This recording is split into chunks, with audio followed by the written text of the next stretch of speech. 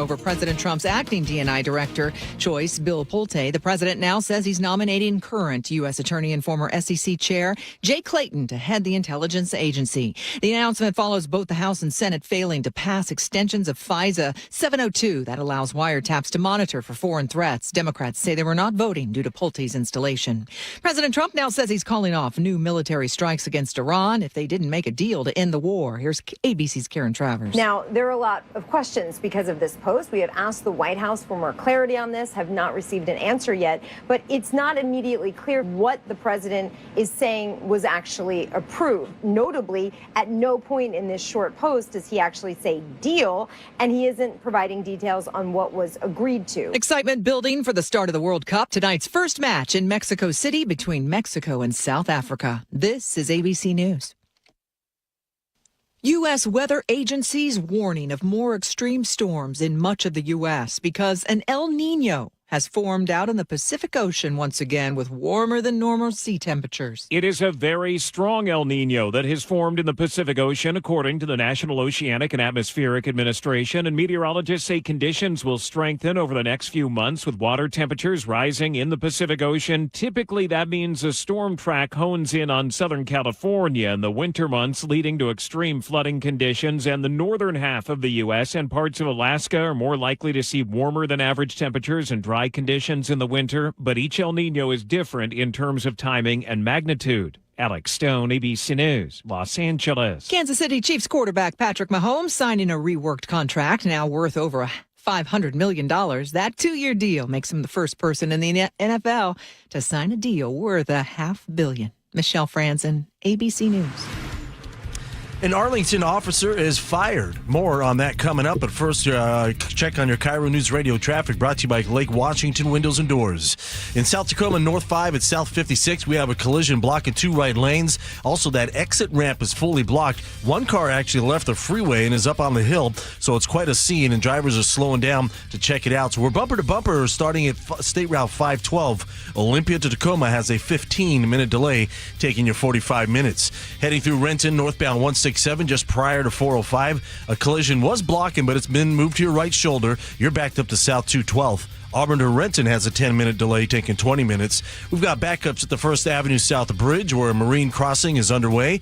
And through Seattle, South 5, stop and go from Northgate to the Ship Canal Bridge. North 5 slows near the Michigan curve into downtown.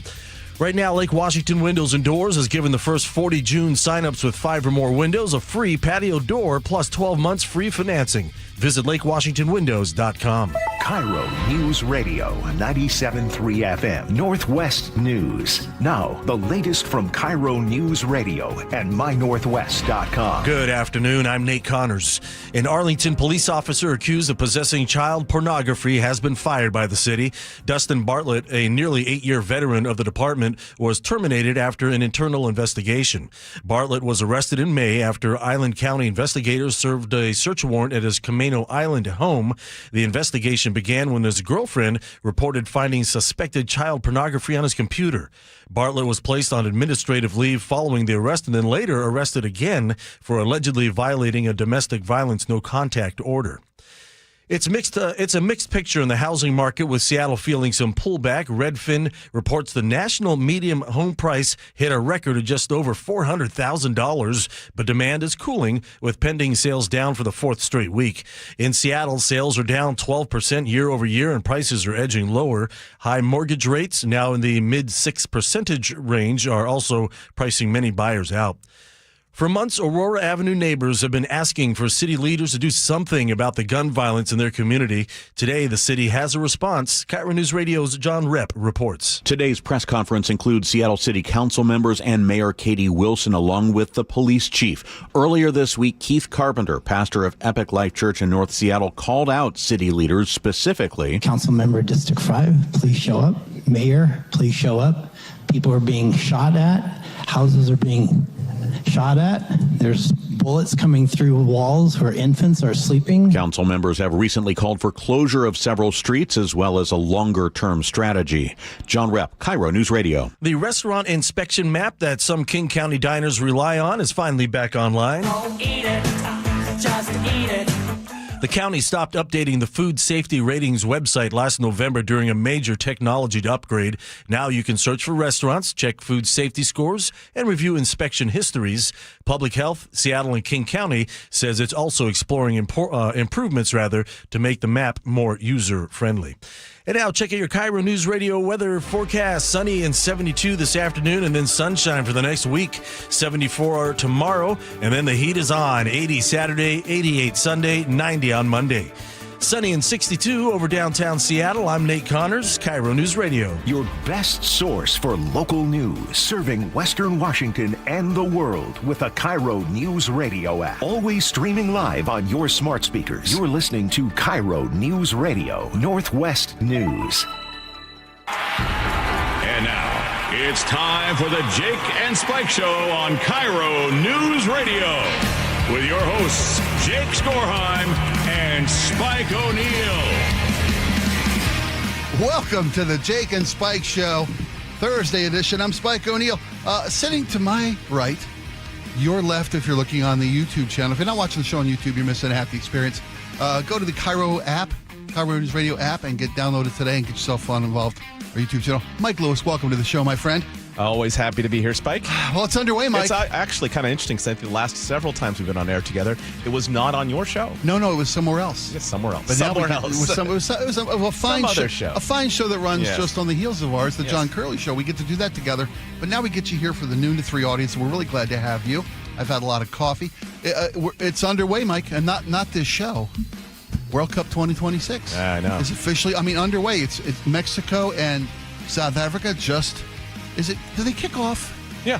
Is that what they call the game? It's not a kickoff that changes possessions. It goes teammate to teammate, and then the game starts rolling. They started center, and they kick off. Yeah. Well, it's underway. And our first game here in Seattle is, of course, this Monday. Are we ready? Well, we're ready or not, here it comes. World Cup is coming. Lots of World Cup news, and not just here in Seattle, which we talked last time you and I worked together. It was about a week ago, and the mayor had still at that point in time not decided to avail the city of every resource at its disposal with regard to security. Mayor saw the light, was given cover by federal and local agencies of about non-specific but general threats that were credible, that allowed the mayor to save face. Turn on the cameras. Maybe save lives and turn on the cameras. Did you see the floating party barge soccer field? Yes, I did. That is docked. It's now docked. I have a friend who's going to be out on that. So tell me what this is. Is this because all I know it's exactly as it's described. The only reference I have is that bachelor party from Crazy Rich Asians. Yes. Where they rented. Is it very similar except without the rocket launcher? I think without the rocket launcher. Okay. It's not a full size soccer field. It's a mini soccer field. They're not going to have rain or sounder games on this barge. That's my assumption at this particular point. But I think that will a game break out? Probably. They probably hope it will. I think it's a great idea. I mean, the thing that was surprising to me is that we are not currently in Seattle doing concerts out on the pier, which is very, very near where the party barge is going to be floated. We were supposed to start, then they canceled the series again. And it was when I first got into town, there was a concert series out there. Now, that was always where, you'd have it. I don't remember which pier number is it. I think it's 62. 62, yeah. At 62, it was great because you'd see all the people get out there in their boats, the freebies, the flotilla. And they just hang out and watch the concerts. And I thought they'll probably get that thing back up and going too, during this world, because so many tourists in town. It's a great venue, but it didn't seem to happen. But I like the idea of them putting the party barge out there. I also like the idea that the ferry system has kind of gotten into it as well.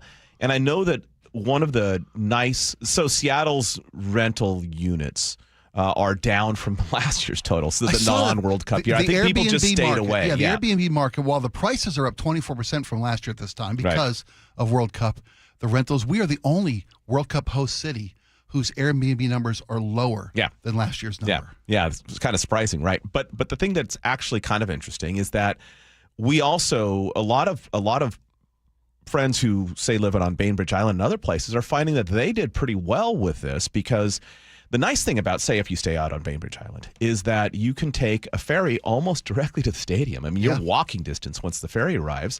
You don't have to deal really with any traffic. You can. So I think that some other alternatives, as far as getting around Seattle isn't always easy. And I think some other alternatives actually probably are showing increased rentals, while Seattle itself, it's a 2%. So I'm assuming that the people who expected to really make bank on this particular event, triple rates, things like that, right, they're not seeing that. But I think that most people who are trying to rent a place are probably still doing okay. You think there'll be a last-minute surge? I know folks are hoping because prices are dropping by the hour with regard to rental place, hotels or homes. I think there will be. I mean, most people don't have the fortitude to go without to risk lodging up until the last second. Many people have the fortitude to risk tickets until the last second because that's when the price is typically. I mean, if you're willing to go have your app, your secondary market app ready to go. Yeah. I mean, my advice, if you're really wanting to go to a World Cup game, hang out near the stadium, keep refreshing that thing, wait till kickoff, and then watch ticket prices plummet. Did you see that? And you'll be able to get in for 90% of the game. A fraction of the price off for 3 days or a week ago. That's likely what will happen. I'm sorry, I'm not making any promises. Did you see where Airbnb, the company, has bought 1,600 World Cup tickets, and they are goosing some of their rental properties. If you rent these Airbnb properties for World Cup in Seattle, they come with tickets. Yeah. There's like a soccer ball icon that you can see on the particular available rentals. Right. To let folks know what to do. Yeah. Now, is this Airbnb, you think, making it up to their customers, their host homes? Because a lot of people, they had a big push to sign up new homes for rentals, things like that, and they've got long-term renters who are missing out on summer rental opportunities in Seattle. Like I said, numbers are down from a year ago. Right. Is this them trying to make their users whole? I don't know that Airbnb has a lot of concerns about their users being made whole. I think they feel like they're providing a platform, and it's kind of up to you. I mean, that's typically been my reaction to Airbnb. But I would say that it's an interesting gimmick. I mean, there were a lot of the problems with tickets early on is that so many blocks of them were purchased by businesses looking to do some sort of value added on whatever service they're offering. And so Airbnb was one of those purchasers. One of those people, they already had the tickets. Yeah, they already had the tickets. And so, I mean, fair enough. If people have waited this long, if I were Airbnb, I would have been doing that 3 months ago. Well, 3 months ago, they thought they would have the event that they were promised from FIFA organizers. Right. Well, these expectations of 750,000 people and nearly $1 billion in generated revenue, they were all projections in conjunction with FIFA and the FIFA Organizing Committee in Seattle to local businesses and hotels and whatnot. I'm always, anytime, be it the Seattle Chamber of Commerce or be it an international crime ring that FIFA is. I know your opinion of FIFA, and I'd love for our audience. That's one of the things I was glad to have this conversation with when you the here. Beneficiaries of any sort of potential economic projection are the ones coming up with that economic projection, I'm always a little skeptical, right? And everyone should be. These are very, very, very squishy numbers. Will Seattle make money? Sure. Would Seattle? The big question for me is this: the question I would like to see answered, and hopefully maybe a reporter here or someone else can do that. I'd be very curious just to say from tourist revenue, once we go from June 1st to July, Labor Day. Yeah. Okay. Yeah. Good. Whether Seattle had a better year or a worse year than the prior year. That would be interesting to me to see, because what happens sometimes in things like World Cup is that money that would have been spent elsewhere gets spent here. So it's a transference of dollars within an economy. It's not necessarily new dollars. Fresh dollar. Okay. World Cup ostensibly should be because a lot of people traveled, although we didn't get any help from Washington, D.C. on encouraging travelers to the United States. And in particular, the fact that the feds made quite a lot of hay out of offering the DEA to come here and warn people about fentanyl. I don't know that necessarily encouraged tourists to any great degree. I think you're right. It's probably detrimental. It was detrimental. That was the intent. That's the thing. And not just the DEA, but you look at the games played down in Mexico and the games played up in Vancouver. Those games are beyond expectation for popularity because folks literally just don't want to risk coming into the USA. And the funny thing is, like, objectively, having spent time in Mexico City and a lot of time in Seattle, objectively, Seattle is, Vancouver maybe not, but Seattle is much safer than Mexico City. I mean, considerably. When you're worried about dealing with agents as opposed to criminals, street criminals. A couple quick questions I want to ask Sure. you. You mentioned FIFA being, Yeah. International Criminal Organization, yes. Your words, but I fully respect and echo. They are defending the exuberant prices. Yeah, of course they exorbitant, are. I should say. And exuberant. They're exuberant. Prices are exorbitant. Yeah, they're happy. I mean, they know they're bilking American game attendance because they know they can. They know this is a rich country. I mean, the prices for this World Cup as opposed to previous and other foreign locations is 3-4-fold. I am not sympathetic to FIFA in this regard if ticket sales are down. I am sympathetic to businesses that didn't know where to go. They didn't know how much they needed to ramp up from staffing and whatnot, and could end up with a more expensive event than a lucrative event. However, these are optional costs. Like, you don't have to buy a ticket. You don't have to buy a ticket. You can watch all of these games in a sports pub, in a soccer bar with a whole bunch of people who are enthusiastic. Hell, and you can community watch parties. Yeah, They're everywhere. and as much as I feel like I think FIFA is a deeply, deeply flawed, if not so flawed it can't actually be fixed. But I do think that people charge what they're going to charge for tickets, and if the one way to react to that makes sense to drive ticket prices down is to not buy them. That's a simple technique. It is an opt-in experience. It's an opt-in experience. Yeah. I think I wanted to ask you, as a local business owner, right, who pays taxes, and you watch your taxes, the resources being used for betterment of the city and the client base that you're looking to earn a living with. When you see things like extra ferries, they now have 20 of 21 ferries in service for the World Cup games. They have not just full staffing, they have extra standby bench staffing available because they want to, as you mentioned, it's going to be a walk-up experience. There's going to be no cars in that downtown perimeter of the stadium. It's the last mile, they call it. You can't even get it within of. Do you think that, are you angry? My co-host Jake is just livid that they can get it together for the World Cup, but they can't get it together for the folks who pay the taxes to fund these systems. Well, I mean, I would say the folks who pay the taxes can take every advantage of these extra ferries. I mean, but they'll be gone by August 1st. But the ferry system ramping up for a major event in town, I think, makes some sense. I mean, personally, my taxes go toward all kinds of things. Some of which I'm supportive of, and some of which I'm less supportive of. I try not to hair split on that. It doesn't really bother me all that much. I'm glad that the city is the ferry system is doing this, and it also underscores what I was saying earlier. Like, I think that you're going to find that cities on the other end of the ferries, especially the ferries that arrive in Seattle at the main dock, maybe less so West Seattle, Bremerton, Bainbridge Island. Bremerton, they're probably going to do well by this. I mean, think about it. You could stay for a quarter the cost in Bremerton.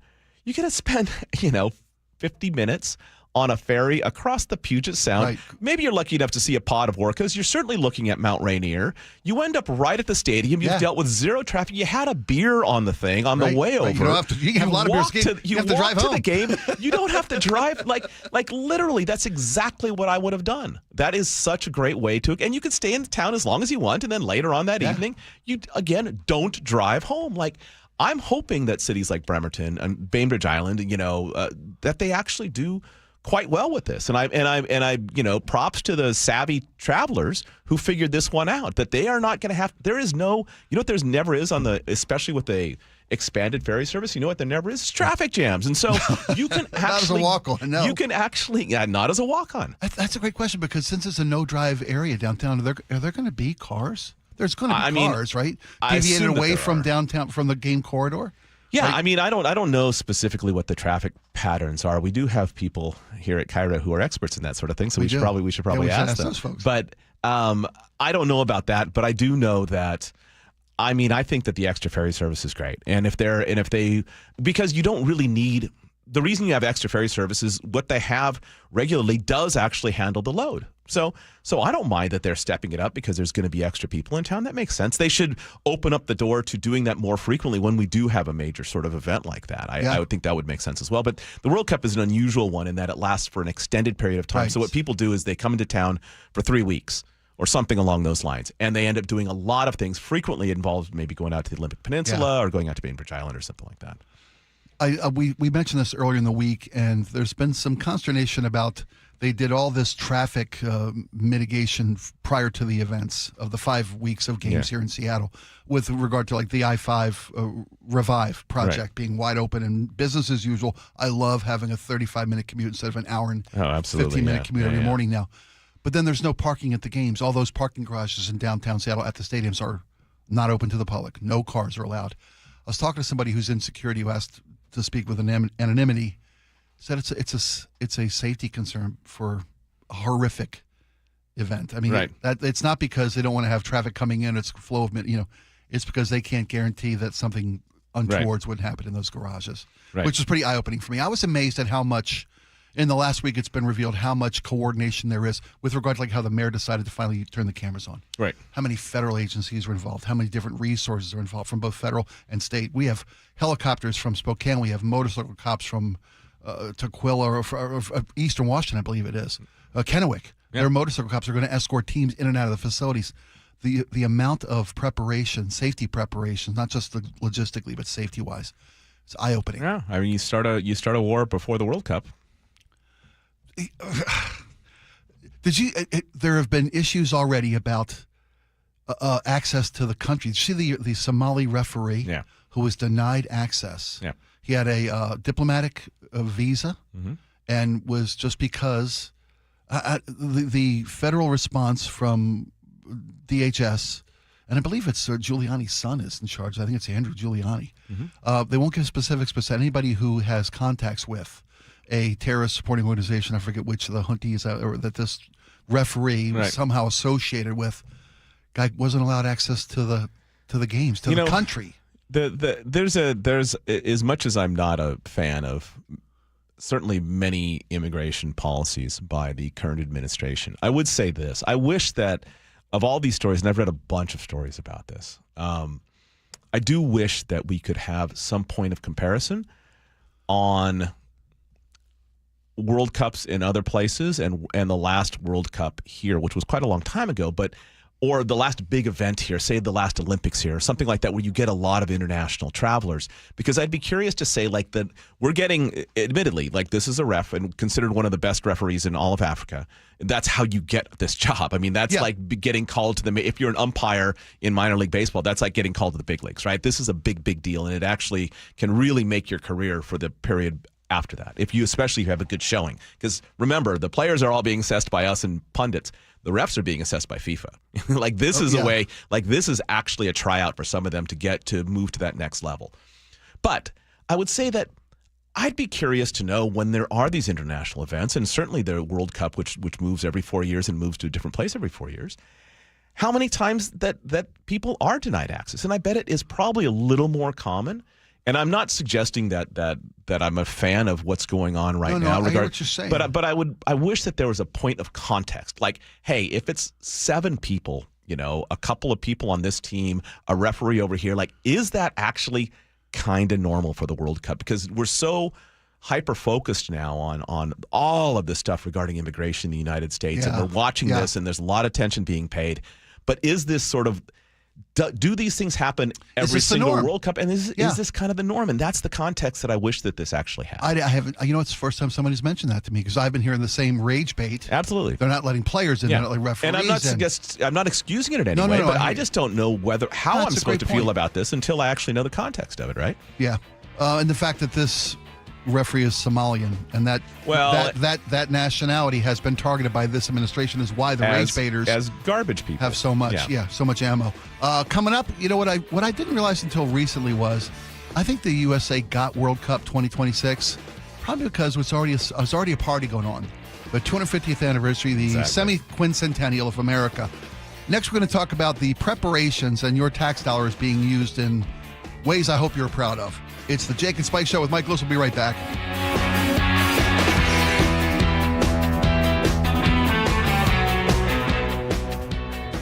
KIRO News Radio, winner of 7 regional Edward R. Murrow Awards. including overall excellence and investigative reporting. Just 29 hours later, Joshua Headley sent an unsolicited email to me writing, "I understand there may be a news story coming out." Thank you who listen, stream, and watch every day. The driving force that pushes us to be the Northwest trusted news source. KIRO News Radio, 97.3 FM. Well, the weather forecast is calling for record temperatures maybe this weekend. How's your house insulation?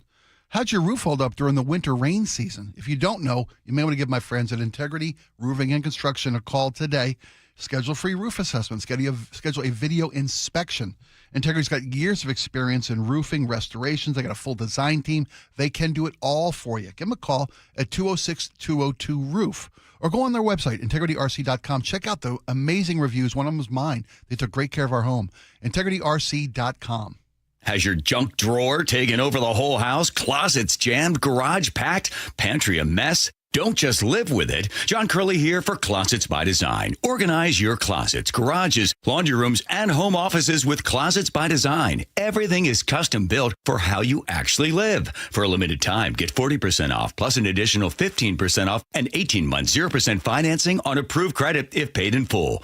Go to closetsbydesign.com or call 1-800-BY-DESIGN. We all hear the radio ads about the IRS. They tell you to be afraid, to be scared, and they try to frighten you into calling. I'm not here to do that. Tax Relief Advocates is different. TRA is here to tell you that if you owe money to the IRS, whether it's $5,000, $50,000, or $500,000, we have a solution. It doesn't matter if you're sitting in your car, at work, or with your kids. No matter where you are, call now. 800-575-8157. Don't lose hope. TRA can eliminate or reduce what you owe to the IRS. Generous programs are now available that can give you a fresh start. Our passion is taxes and helping individuals fix their IRS problems. We have over 1,000 five-star reviews on Google and an A+ with the Better Business Bureau. You don't need to be afraid of the IRS any longer. End your tax nightmare today by visiting us online at TRA.com or call 800-575-8157. That's 800-575-8157.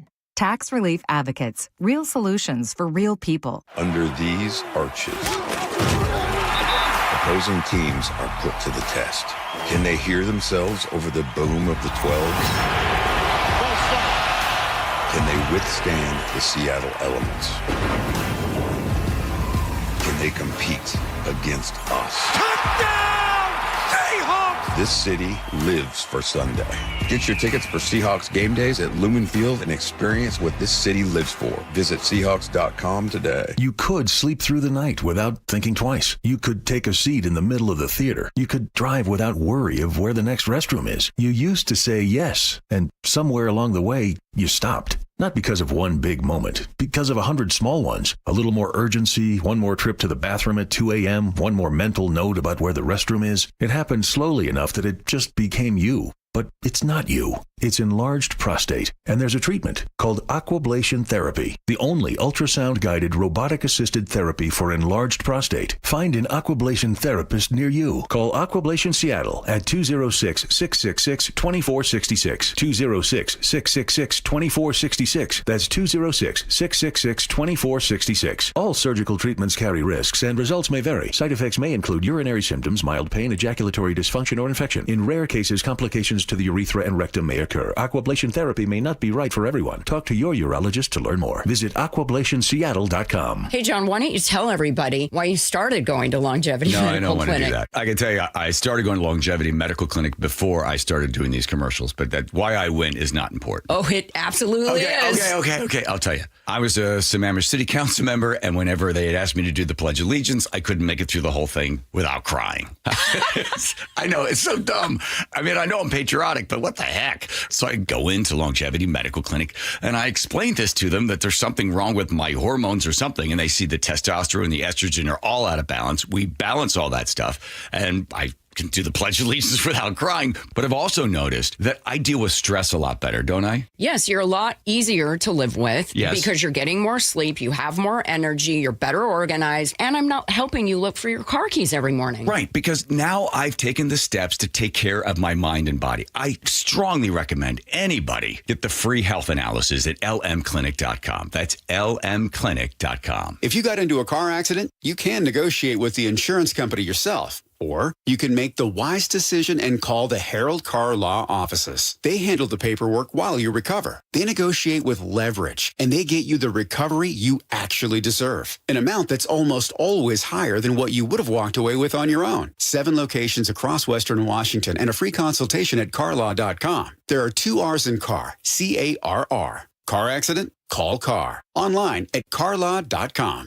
Ready to get rid of that old car? Donate it today at carsforkids.org. Your car can be picked up as soon as tomorrow. Call 1-877-CARS4KIDS to donate your car today. That's Cars with a K.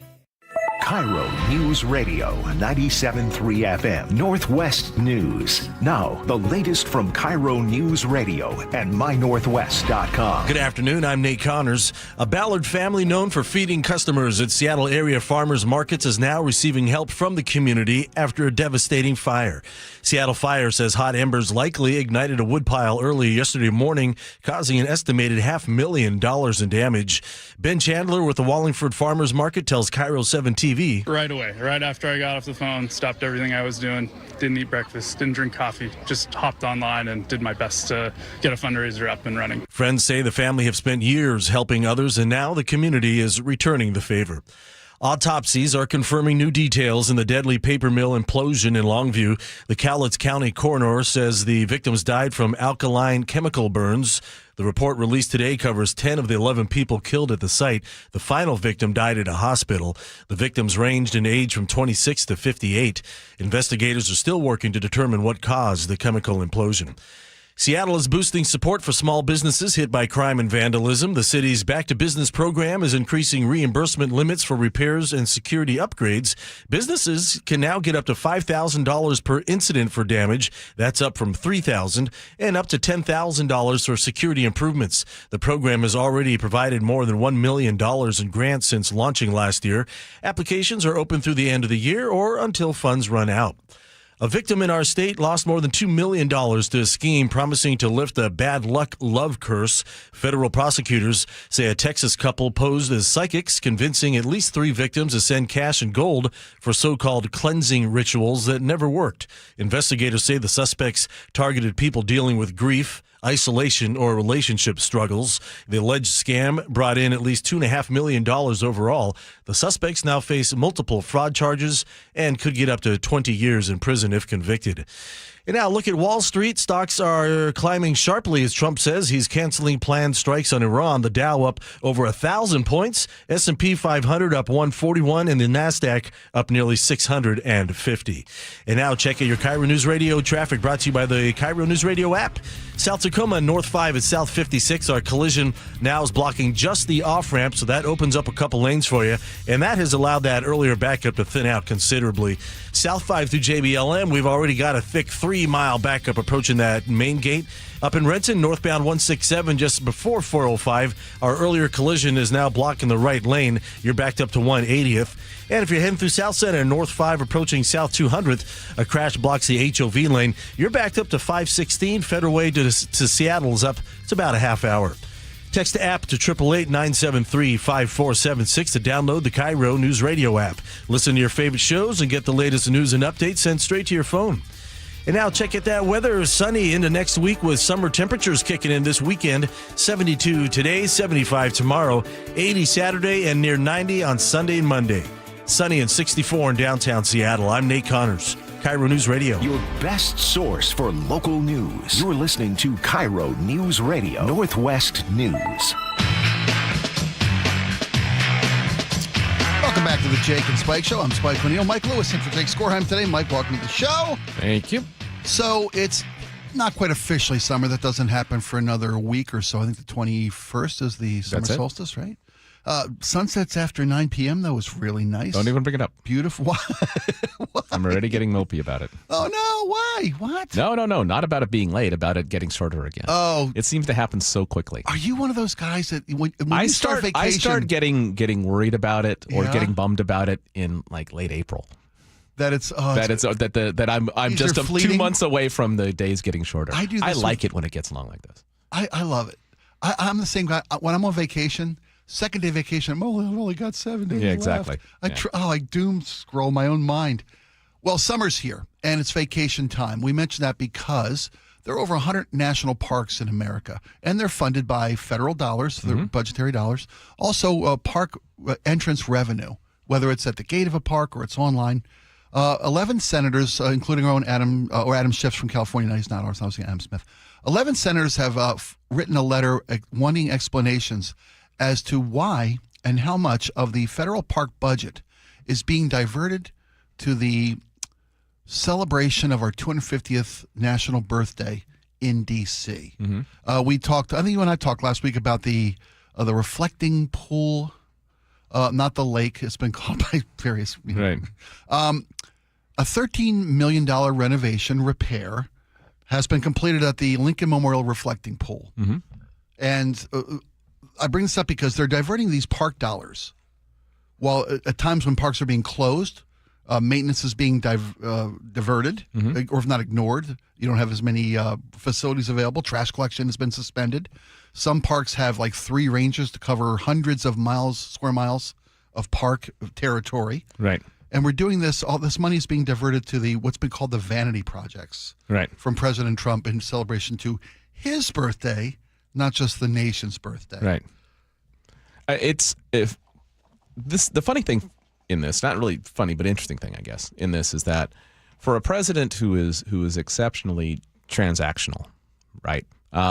Like that is his sort of decision tree. That's his MO. That's how he deals with everything. And why not? I mean, this is the perfect place, like was done for the inauguration and was done in other circumstances.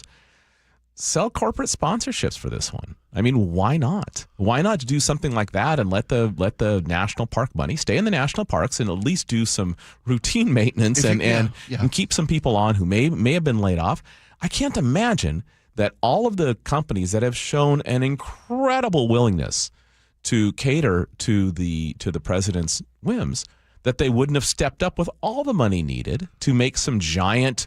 And I don't care if if there's anything more American than the 250th birthday party being sponsored by Walmart. I don't know what is, right? And so why in the perfect opportunity to do this sort of thing, to demand, a genuflection from corporate America and have them pony up, the hundreds of millions of dollars that this thing is going to cost? Why did they just do that? It would have been so easy in this case. Well, I think you're right, but that to me peels back the layers of a deeper onion, if you will. With regard to the ballroom, right? $400 million in private donations to pay for the ballroom. To your point, that's perfect. The problem is those donors, and they kept the list privately, but we know that there are the big players involved, the Googles of the world, the Metas of the world. Right. They then are receiving sweetheart deals from the government. That's a pay-to-play, and that's what gets dangerous in this, because at that point you can't be sure that the decisions being made by our government are in the best interest of the nation. I mean, it's one thing if they're just making the most money for the government. To your point about sponsorship, that'd be great. What we're seeing happen, though, is like, say, with regard to the UFC fight on the White House lawn, it's private money funding. The UFC is paying the $60 million to erect the venue for this. I think it's Sunday. Is the big match on the White House lawn. But all the sponsorship opportunities are using the White House as a backdrop, as a prop, using the Lincoln Memorial for weigh-ins and for opening ceremony of this thing. This is all private corporations making private profits, not the U.S. taxpayer. They're using that's why the lawsuit, there's a lawsuit currently by 2 people, a Virginia resident and an Air Force retiree, trying to stop this UFC fight because they're saying they are using public resources, the Monument District. Understood. Yeah. But I mean, all of these same companies are spending every year without there being a celebration, hundreds of millions of dollars on lobbying that is getting them the same benefit. So I mean, the idea that people pouring money into government gets them special treatment, I think that cat's out of the bag. No, and in an old folks home at this point. Fair enough. So I'm not sure. New. I mean, if they chose to do something that sort of has the at least the veneer of patriotism? Well, no, or the veneer of transparency, publish the list of the donors. But the idea that somehow this 250th celebration is going to get people fair treatment that they couldn't purchase in another manner isn't so upsetting to me, because of course they can. Of course they can get that treatment if they pour money into lobby. I mean, it's pretty clear let's just use the tech. You mentioned Google. Let's use the tech industry. Our unwillingness to regulate that in any serious way at all. Our unwillingness has been the result of the tech industry getting smart way back when Bill Gates was having all the antitrust problems and was losing cases on this, and the company was genuinely at risk. You know what he did? He finally got engaged in the lobbying process and engaged, and every tech company has followed that playbook since. They all realize they cannot float outside it. They have to float within it. So I'm not sure. Do I like the fact that money sullies I don't know. Go back to Citizens United. I mean, that again is done. That die is cast. So I would just rather see, as a person who loves the national parks, I would love to see them, what limited funding they get, I would love to see that actually stay at least somewhat consistent, so they can hire people and they can do trail maintenance and they can do all the repairs that the national parks need. That's our playground. And if this president is as transactional as he apparently is, I don't understand why. The ballroom is another example of that. Get your corporate sponsorships. Are those corporations going to get some benefit as a result of that? 100%. Yeah, but like you said, am I shocked or surprised? It's naive for me to think that's no. Yeah. I mean, it's a shame. I'd rather it wasn't like this. I'd rather we just pay as we go as a government. But that's just not happening. But here's where I have, and you're right. You're spot on. I'm very naive to think that this is something new or something that we shouldn't be tolerating. We've been tolerating it for decades. Right. But the problem is, the government's not profiting from this. The president is profiting from these situations. Well, that's been a problem for a while, yeah. Well, there also are rules in place about insider trading, about self-dealing, about profiting from the office, and those are all just being ignored. I agree. But, all of that. I mean, look, people tell me I get just all bunched up about the reflecting pool, right? And it looks better, Spike. What do you care? The original projected budget for that repair that was done to the pool was like $1.3 million. Right. It cost our taxpaying dollars $13 million to get this done. Right. That's our resources, fourfold, being shoveled into somebody's pocket because the president doesn't go through the proper. It was a no-bid contract, but the company had no experience in the. There are reasons these rules are in place to make sure that the tax dollars they use from us to benefit us, we're getting the most out of them. And I don't think maybe I'm naive, but I don't think we should just give up and say, "Oh well, that's the way it is." The $13 million at the pool, they didn't touch the plumbing. The real problem there is it's got 60-year-old plumbing that's been leaking into the ground, and none of that was addressed. I'm not suggesting that we give up. What I'm saying is simply, this president, surprising to me, who is exceptionally transactional, loves to get that corporate money flowing in, loves to make some sort of tacit promises based on that corporate money, had this giant platform to do it. If I had to pick between the president and the president's capacity for self-dealing and corporate influence based on money and actually having the national parks funded in the manner that they should be, I don't know. It doesn't to me feel like there is anything that is going to happen here with the 250th birthday that is going to prevent. If we move money from the National Park Service, does that mean suddenly the administration is going to change its transactional nature? No, not nothing. So if that is the weather system we're dealing with, I still like to see the national parks get their money. I would too, brother. All right, folks, when we come back, we're going to talk about just a horrific experience at a rodeo, a bull riding event. Rodeo, and some injuries occurred, and there's a lawsuit coming on. We're going to talk about what risks do you assume when you go see an event or any kind of event in public. It's the Jake and Spike Show with Mike Lewis. We'll be right back. KIRO News Radio, winner of 7 regional Edward R. Murrow Awards. Breaking news coverage, best newscast, excellence in writing, investigative reporting, sports reporting, hard news. Capped with a prestigious prize for overall excellence. And we thank you, our audience across the Pacific Northwest. You are the reason we strive to be the Northwest's trusted news source. KIRO News Radio, 97.3 FM. Did you really think Pure Talk was just going to sit back and watch America turn 250 years old without doing something awesome to celebrate? Of course not. That's why they're raising $250,000 for America's Warrior Partnership by the end of July. America's Warrior Partnership is on the front line of preventing veteran suicide. They've had extraordinary success, and here's how you can help. When you switch your cell phone service to Pure Talk this month, you'll be invited to round up to support America's Warrior Partnership. No pressure, but if you do, Pure Talk will match your donation dollar for dollar. And to further celebrate 250 years of our extraordinary democratic republic, Pure Talk is offering unlimited talk, text, and data for just $34.99 a month. Dial pound 250, say Mike Rowe. That's pound 250, say Mike Rowe. And happy birthday to us. Spring is the perfect time to make improvements that protect and add value to your home. Hi, Justin Shirley, CEO of State Roofing and Exteriors. For decades, homeowners across the Pacific Northwest have trusted our team for roofing, siding, windows, and custom decking. This spring, save up to $3,000, or qualified homeowners can take advantage of zero down, zero payments, and zero interest up to 24 months. Call 866-ROOF-ROOF or visit stateroofing.com today to schedule your free estimate. Nothing worse than clutter. With Closets by Design, everything will finally have its place. 40% off plus an additional 15% off and 18 months 0% financing on approved credit if paid in full. ClosetsByDesign.com or call 1-800-BY-DESIGN. Guys, tired all the time? Gaining weight? Low drive? These aren't just signs of aging. They could be low testosterone or other underlying issues. This June, for Men's Health Month, Revive Men's Health in Seattle is offering a free comprehensive wellness panel, a $400 value. It checks your testosterone, blood sugar, cholesterol, kidney, liver, thyroid, and heart health. No guessing, just answers. Over 100,000 men have trusted Revive to get real results. More energy, better sleep, improved mood, and confidence that shows.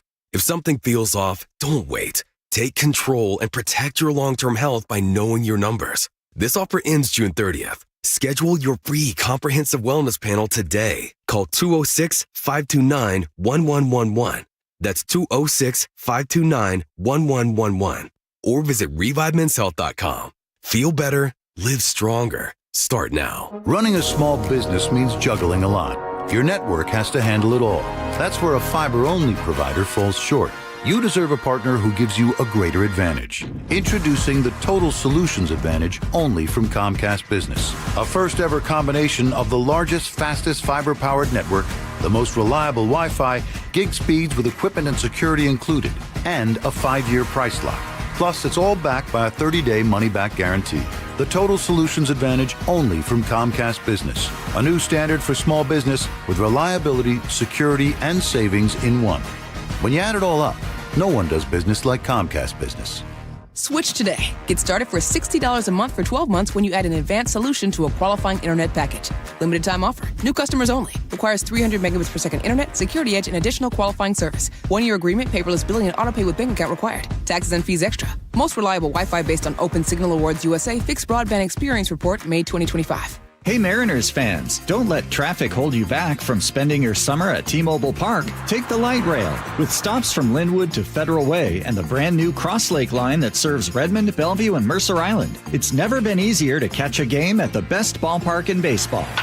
2026 is packed with marquee matchups, collectible giveaways, fireworks shows, and an epic 50-season celebration featuring the franchise greats you love on August 8th. See the full schedule and get your tickets at mariners.com. The team that gave me back my full head of hair, Advanced Hair, is once again the winner of the 425 Business of the Year. Dr. Perungo and his world-class team begin regrowing your own natural hair the very next day. And Advanced Hair guarantees your new hair will grow, just like they did for me. Find out why Advanced Hair is the best of the best. With your free consultation, you'll receive $250 off and 250 free hair grafts. 425-449-8185 or advancedhair.com. CMHeating.com. If your water heater's failing or running out too fast, we've got CM Heating's Comfort as a Service program. Get a new system starting at just $44.99 a month with lifetime repairs and maintenance included. Book your free estimate today at CMHeating.com. License number CMHEAHL 750LP. For over 50 years, Bucky's Complete Auto Repair has been the one locals trust for fast, friendly service with guaranteed repairs. With 16 family-owned locations and a Carfax preferred badge, Bucky's makes it easy with same-day service and available financing. Visit Bucky's.com.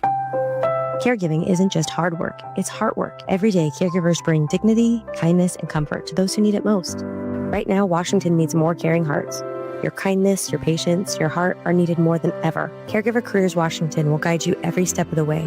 Our friendly navigators help you find training, certification, and employment at no cost to you. Start your heart work today at caregivercareerswa.com. That's caregivercareerswa.com. Sponsored by DSHS and aired by the WSAB and this station. Welcome back to the show. Recently, at a rodeo in Oregon, a bull was in the ring being attempted to be wrangled by cowboys. The bull eventually jumped the ring, 2 6-foot steel fences. You've seen the rodeo fences. They're kind of like the swinging gates of a farmer. The bull jumped 2 fences into the crowd and then escaped the arena to make its way through the fairgrounds. There's about a minute-long video that they shared. We're not going to share because it's a little it's horrifying. But the bull made its way through the general fairgrounds into the concession area, eventually injuring several people. And now there's a lawsuit from these fairgoers against the organizers of the event, saying that they didn't provide safety protocols and safety requirements that they had promised in holding a rodeo. And they're suing for damages and for personal suffering, pain and suffering. Yeah, so this is interesting. My guess is that the people who, it depends. So if you've looked at, and I think we're also going to be talking about a Mariners fan who got briefly famous being hit by a foul ball. Foul ball right to the forehead. Weirdly, her friend was actually filming her at the time when she got hit. So this thing has got like 22 million views or something like gold. that. But here's the thing.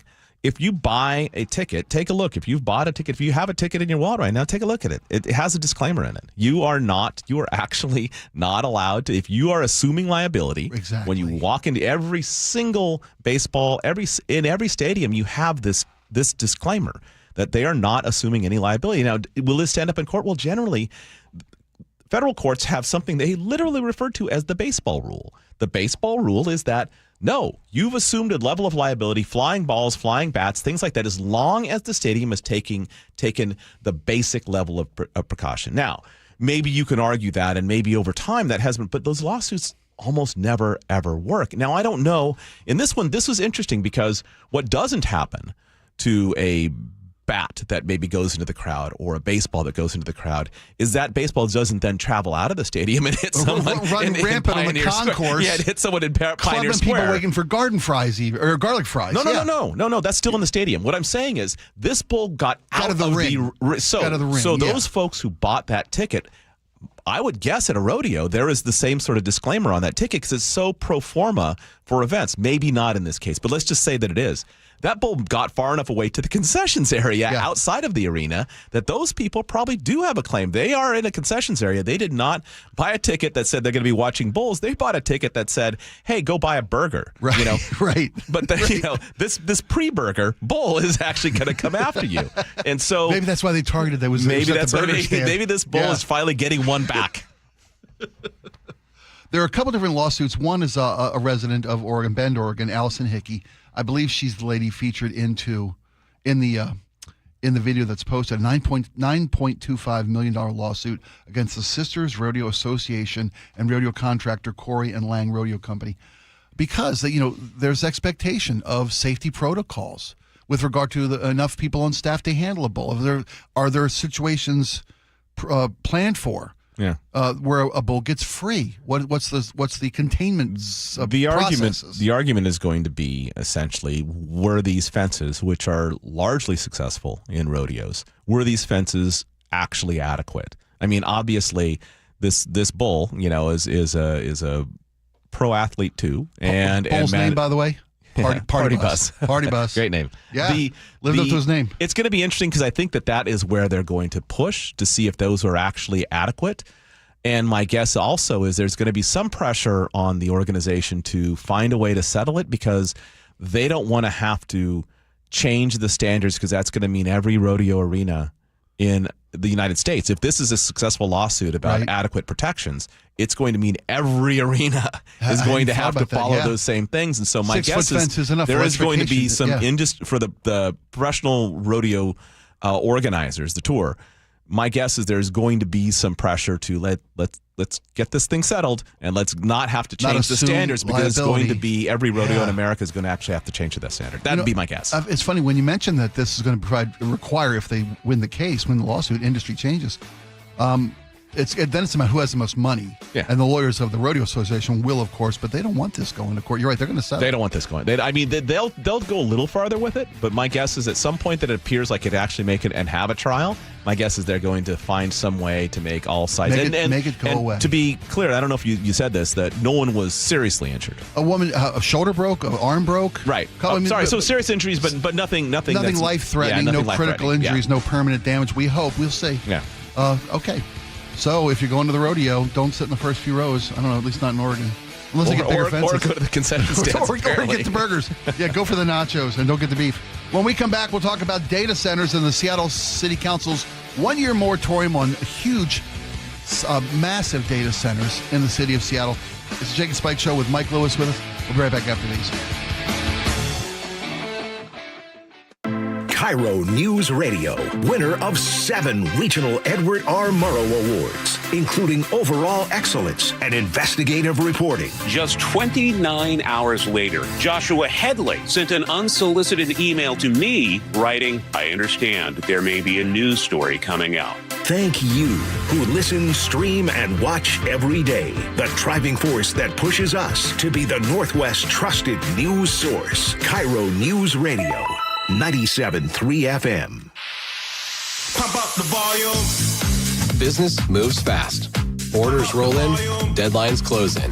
When you ship with USPS Ground Advantage, you can keep up with confidence. Every package stays in our secure network from dock to door. And with nationwide reach, dependable tracking, and upfront affordable pricing, you get built-in peace of mind. You run the business. We run the routes. Visit USPS.com/Ground Advantage to learn more.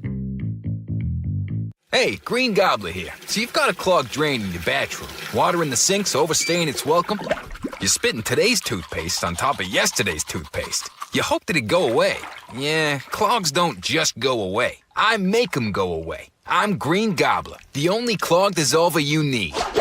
I'm bleach-free, safe for your pipes, and I work. Guaranteed or your money back. Because I never met a clog that was gonna unclog itself. Green Gobbler. Let the gobbler get it. Summer's supposed to be fun. When the kids are home all day, the groceries, they add up fast. G. Scott here with a quick heads up from Safeway. There's a program called Sunbucks that gives qualifying families $120 per child for summer groceries. Some families are signed up automatically and will get a card in the mail. Others need to apply. Take a minute to check. It could really help put food on the table for your family. Head to freesummermeals.org to find out more. That's freesummermeals.org. You've got to try the new TikTok diet. Just ask chat. I just take blue-green algae. You just have to eat kale. Kale. I read you should put butter in your coffee. Or you could trust your gut. When it comes to your energy, digestion, and overall health, how do you know what's actually right for you? That's where Viome comes in. Viome is a simple, at-home gut health test that looks at your body's real-time biology using RNA to show what's going on inside you right now. Not trends, not guesses, your biology. With your results, Viome gives you clear, personalized, actionable guidance. Which foods help you, which ones don't, and which supplements your body actually can benefit from. All based on the world's largest gut health databases and thousands of clinical research studies. Many people who use Viome report better digestion, more energy, and an improved mood within months. So stop guessing. Start knowing. And maybe still eat the kale? Maybe. Learn more at viome.com/know. V as in Victor, IOME.com/KNOW. And use coupon code VIOME50 to save $50 off your purchase. And eat everything blue. No, thank you. Do you get sinus infections, congestion, sinus pressure and pain, sinus headaches? You've gone to the doctor. You visit urgent care over and over again. And it's always the same thing, right? Oh, I know. Let's try antibiotics and some nasal sprays. But they just keep coming back. You may suffer with chronic sinus infections. The good news? Relief is possible. How? A minimally invasive procedure called the Sinusoft procedure, available only at the Modern Nose Clinic. Imagine a procedure so delicate there are no narcotics. Less cutting means less bleeding, so no packing, and no operating room. The Sinusoft procedure is designed for the clinic. If you suffer with chronic sinus infections, facial pain, pressure, and congestion, find out if the Sinusoft procedure, available only at the Modern Nose Clinic, is the solution for you. Call and set an appointment today. 206-388-2770. 206-388-2770. That's 206-388-2770. Home Comfort Alliance, a Carrier factory authorized dealer delivering efficiency, reliability, and quiet performance every time. John Curley here. Upgrade to Carrier cooling and get a heating system free. Use their 60-second price estimator at homecomfortalliance.com. I started Davis Law Group in 1994 to fight for the underdog. And as our team has grown, we've stayed true to that mission. Today, Davis Law Group is known for providing excellent service and even better results. Visit WashingtonAccidentBooks.com to get your free book on car accident law. For the ones who get it done, Grainger offers the professional grade products you need, delivered when and where you need them. Call, click Grainger.com, or just stop by. KIRO FM and HD1, Tacoma, Seattle. ABC News, I'm Michelle Franzen. President Trump nominating former SEC Chair Jay Clayton to be the next Director of National Intelligence. His current acting director, Bill Pulte, has received bipartisan backlash. Lawmakers in the House and Senate today rejecting measures to extend FISA's wiretap tool to monitor for overseas threats. Democratic Senator Adam Schiff on Clayton's nomination. But it doesn't solve the Pulte problem, and that is there's no way I can see the extension of this 702 surveillance authority while an acting DNI, Bill Pulte, if he's allowed to go forward, has access to that data. President Trump claiming Iranian leaders have approved what he calls final points on a peace deal. The president did not offer details, but says he's calling off his threat to strike Iran targets if they didn't make a deal. Mexico kicking off the World Cup today with the match between Mexico and South Africa getting underway. The largest World Cup tournament being co-hosted by Mexico, Canada, and the U.S. This is ABC News. In Southern California, Pasadena police say a so-called horseplay incident between two officers led to one being injured. Two officers were allegedly playing with their guns when one went off. In newly released dashcam video, as one officer is pulling into the Pasadena Police Department garage, another officer at the back of his patrol SUV pulls out his gun and points it, seemingly jokingly, at the officer pulling in. The officer pulling in then pulls out his gun, again seemingly jokingly, but the gun fires. The bullet went through the windshield and hit the first officer in the shoulder. It happened last September, but just now has become known publicly. The chief calls it horseplay or failing to follow safety rules. The officer who was shot has recovered. The chief says the officers involved were disciplined. Alex Stone, ABC News. The Pentagon lifted its temporary shelter in place this afternoon after hazmat crews responded to an incident. When systems triggered an air quality alert, Pentagon officials now say it was a false alarm. Michelle Franzen, ABC News. Rescue boats respond to a call at the Fauntleroy Ferry Dock. Details coming up, but first a check on your traffic. Brought to you by Seattle Sports. Eastbound 90 inside the Mount Baker Tunnel. We've got a crash blocking two right lanes, and you're bumper to bumper onto I-5 right now. In fact, North 5 slows from the Michigan Curve into downtown. South 5, we're slow from Northgate to I-90. Over in Renton, North 405 approaching the Maple Valley Highway. We've got a new collision blocking that right lane. Search Seattle Sports on YouTube and click subscribe to get fresh video content daily. KIRO Newsradio 97.3 FM Northwest News. Now, the latest from KIRO Newsradio and mynorthwest.com. Good afternoon. I'm Nate Connors. The Seattle Fire Department says crews responded to a report of a person in the water near the Fauntleroy Ferry Dock Wednesday afternoon. KIRO 7 TV reports rescue boats were dispatched around 3:10 p.m. and teams pulled a man out of the water. Crews tried to treat the 66-year-old, but he was pronounced dead at the scene. No word yet how he ended up in the water. Seattle city leaders announce a tougher response to the violence and sex trafficking along Aurora Avenue. The city is closing several side streets, installing barriers, and increasing police presence with dedicated patrols, bike units, and undercover operations. City Attorney Erica Evans. To the Johns or buyers that are coming to Aurora or in any parts of our city to buy children or people, you will be arrested and we will prosecute you. The city is also moving to shut down problem businesses and add prosecutors focused on gun violence and trafficking. Investigators say there are more than 20 active shooting cases tied to that area. More problems at King County's Regional Homelessness Authority after auditors say the agency still isn't addressing significant financial problems.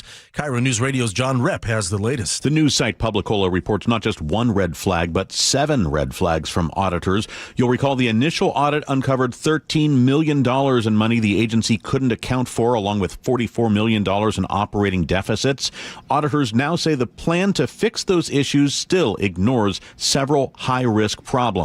This all comes as County Executive Gurmai Zahalai gave his State of the County address last night. In the first 6 months of this administration, we have spent significant time confronting the challenges that have tested public confidence. John Repp, KIRO News Radio. Well, the World Cup begins today as the tournament's opening matches kick off. In Western Washington, several cities are hosting watch parties. KIRO 7 TV's Ranji Sinha is in Everett. The Everett Fan Zone opens here at 10 a.m. Now, tomorrow's match is USA versus Paraguay, and it opens at 4 p.m. Then on Thursday, June 18th, it's Mexico versus South Korea, and Fan Zone opens again at 4 p.m. And June 19th, USA versus Australia, Seattle-hosted match. That Fan Zone opens at 10 a.m. FIFA World Cup tickets are still available for Seattle matches, and prices seem to be dropping.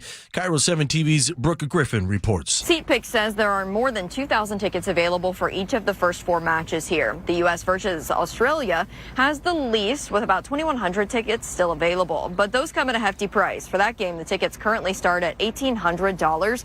They go to about $4,800 per ticket. For Seattle's first match on Monday between Belgium and Egypt, you can get tickets from $586 all the way up to $6,100, but those are pretty good tickets. And the weather will be fantastic. Let's check out that forecast. Mostly sunny for the next week with temps warming up every day. 72 this afternoon, 75 tomorrow, 80 Saturday, and around 90 both Sunday and Monday. Sunny and 62 in downtown Seattle. I'm Nate Connors, KIRO News Radio.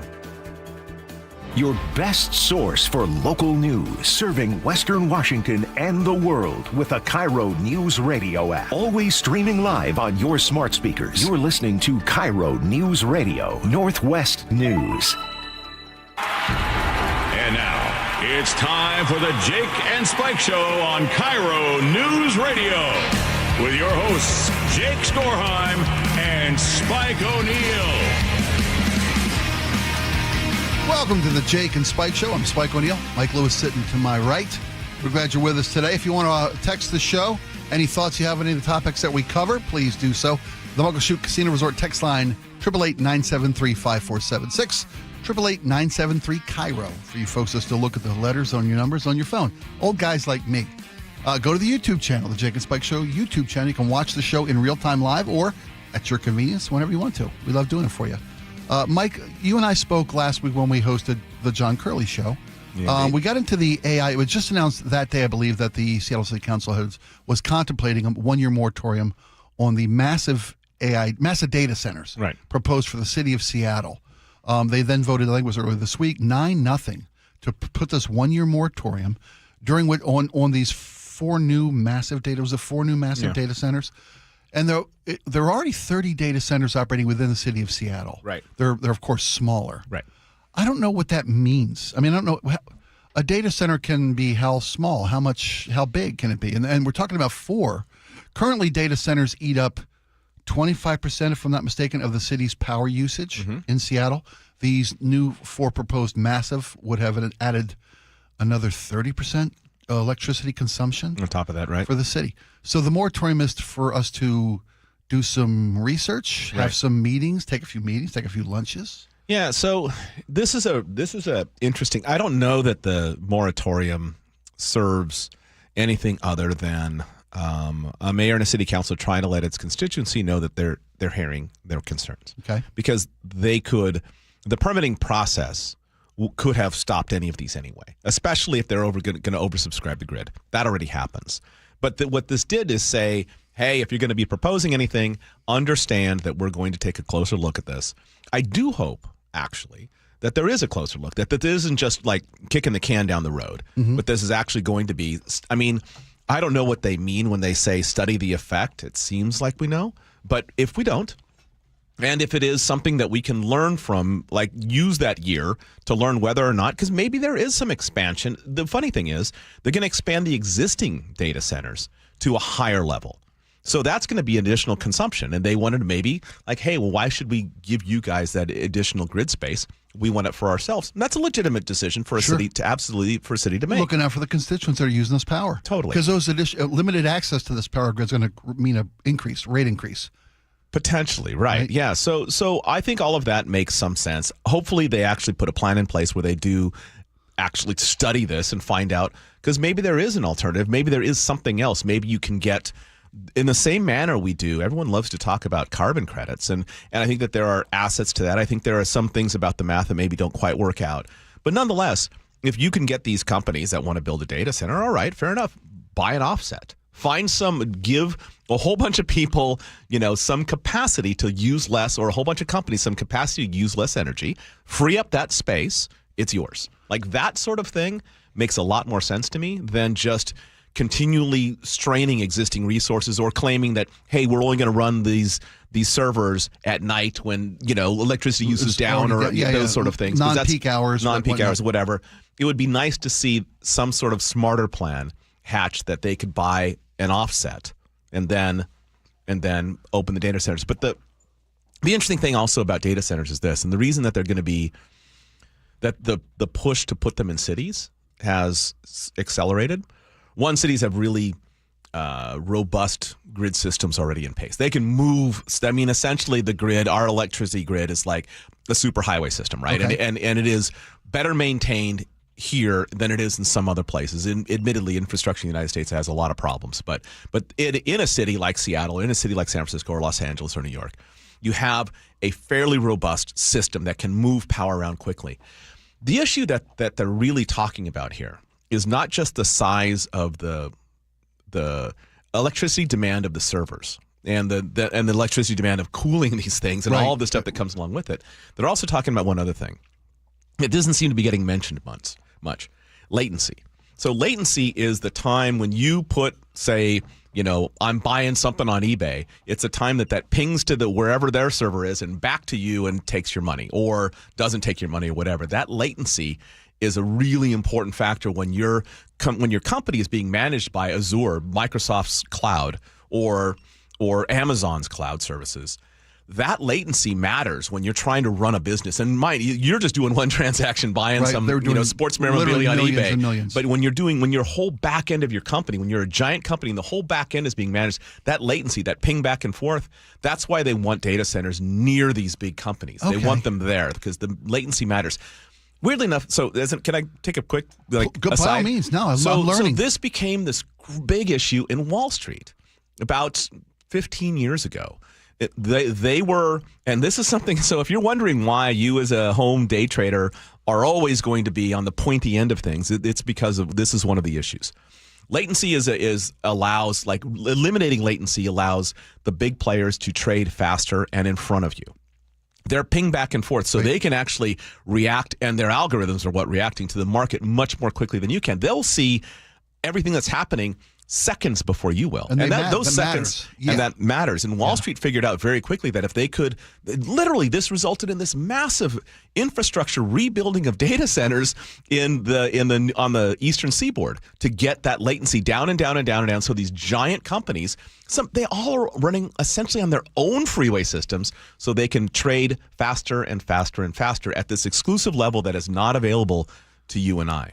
So the cities, go ahead. No. So that's if you think about the money that went into that just to build it for trading, the money that is going into this for AI is extraordinary. It's almost incomprehensible, and that latency thing is one of the reasons why you're seeing it. Everyone thought, server farms in Death Valley will just fill it up. Yeah, exactly. Put them over in Eastern Washington. Put them out in Death Valley. Put them in Utah. It's got this massive. And this is the argument, not necessarily against, but the the caveat on Elon Musk's, I think, decent idea to put those servers in outer space where you don't even need to cool them because you're operating, Right. keeping them warm's the problem. You're operating at thousands of degrees below zero, right? So what is it? So what is the problem there? Well, the latency is a big issue then. Okay. That sort of thing is actually not as appealing, and I'm kind of surprised that someone hasn't ever said, like, how do we solve the latency issue? And maybe he has an answer for that. I don't know enough about it. Is there data center functions that don't need the latency? Sure. Maybe delegate to those resources to those. But if you don't have, I mean, look at us. You and I predate the period of time. Laura doesn't actually, but you and I predate the period of time when microwaves existed. And we found ourselves thinking that a microwave was this miracle. Remember when the first one you saw? My uncle took us to work I've never at seen anything Westinghouse, like this. and he heated up food in 30 seconds. And now we're standing in front of the microwave going, come on, like it's not like we're getting one of that. There was that great, who was the comedian who did famous comedian who actually suffered some career setbacks because of doing bad things in front of other women comedians, a famous comedian. Oh, I know exactly. I can see his face. Got Very red funny. hair. Yeah. Anyway, so I don't want to mislabel and get the wrong comedian. He had a great bit about your cell phone and how you get angry at how slow your cell phone is. He's like, it's going to a satellite and back to you in like 2 seconds and you're angry. Like, this is the problem. Like, that latency thing is not just sort of functional issue. If you do not provide it, you are not going to get the same number of customers, even if those customers don't actually need that level of speed. Right. Unless they're so the problem is going to be, and yes, there certainly are computer functions that can be remanded to something that's much slower. Right. And maybe that is what's happening right now. I don't know enough about it to say.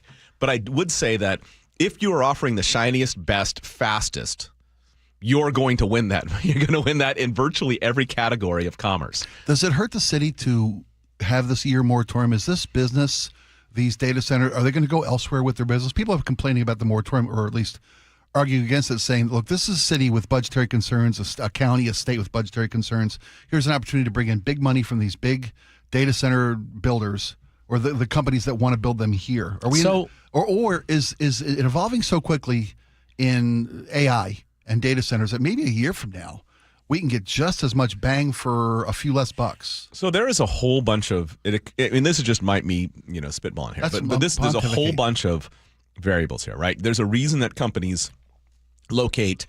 It's sort of the idea behind the way the markets used to, the souks used to work in Asia, 1,000 years ago. There was a reason that all the carpet sellers were together, and the metal goods were together, and the spices were together, because they found that over time that if you could, everyone did better. If you actually concentrated, you'd think it would be competition, but it actually works just the reverse. It actually makes a dense area where a bunch of people are interested in something or have a capacity to sell something or do something. And this is why tech companies locate them, because they're stealing each other's talent. They know that they can build this ecosystem of labor and of technology and of expertise and things like that. And they love to locate around universities as well. And so what happens in this sort of case is, can Oklahoma City, for it, let's use that.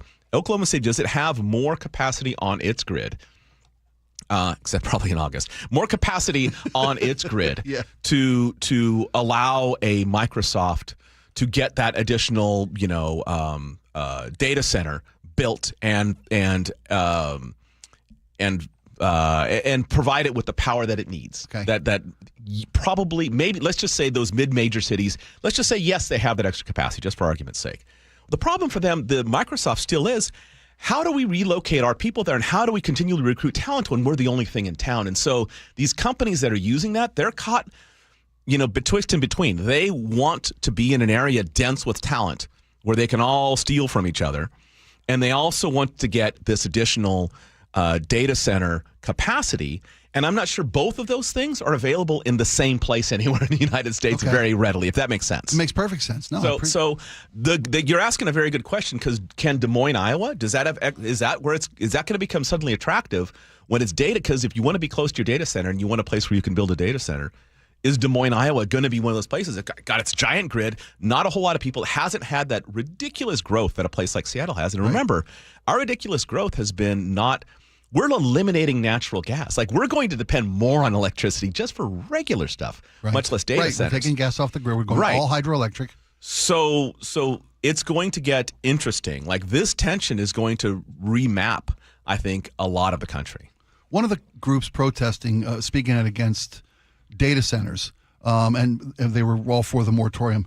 They have a People's AI Bill of Rights proposed. Did you see this? Yeah, I did. And they have 4 pillars, the 4 basic tenets of this People's Bill of Rights. And they ask for, and I'm not going to read all of them, it's fairness. All AI must benefit all Americans, not just billionaires. Privacy. We must be able to live our lives without every action being watched and monetized. Surveillance powered by face recognition, biometrics, yada, yada. Transparency. Right, that we must know the true price that our communities are paying for AI and data centers, and then accountability. We must be confident that harms inflicted upon the community will have consequences. I mean, you spoke earlier about with regard to using federal dollars and these big corporations always being able to buy what they need from the government with way of lobbyists and donations. Yeah. And the AI players in access to the government, this is where we need this transparency, this accountability.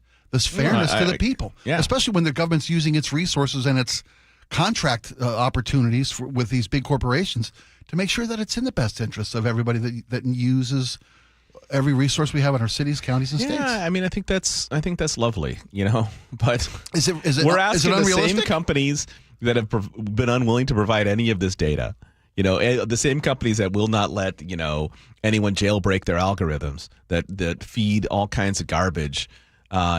Including AI-generated stuff on social media. We're asking these same folks to do something they've refused to do over the course of the last 20 years in technology's growth. I think it's great. Yeah. Everything they're saying, like transparency, I am for all of that. Yeah. For a country that isn't weighted toward billionaires, that'd be nice too. But we're not there now. We're not even close to being there now. And I don't know that this has. I don't know that this actually I hope that I don't want to be so cynical. I'm more skeptical than cynical. Let me put it that way. I think this is great. I don't disagree with a word in it. I don't think it's realistic.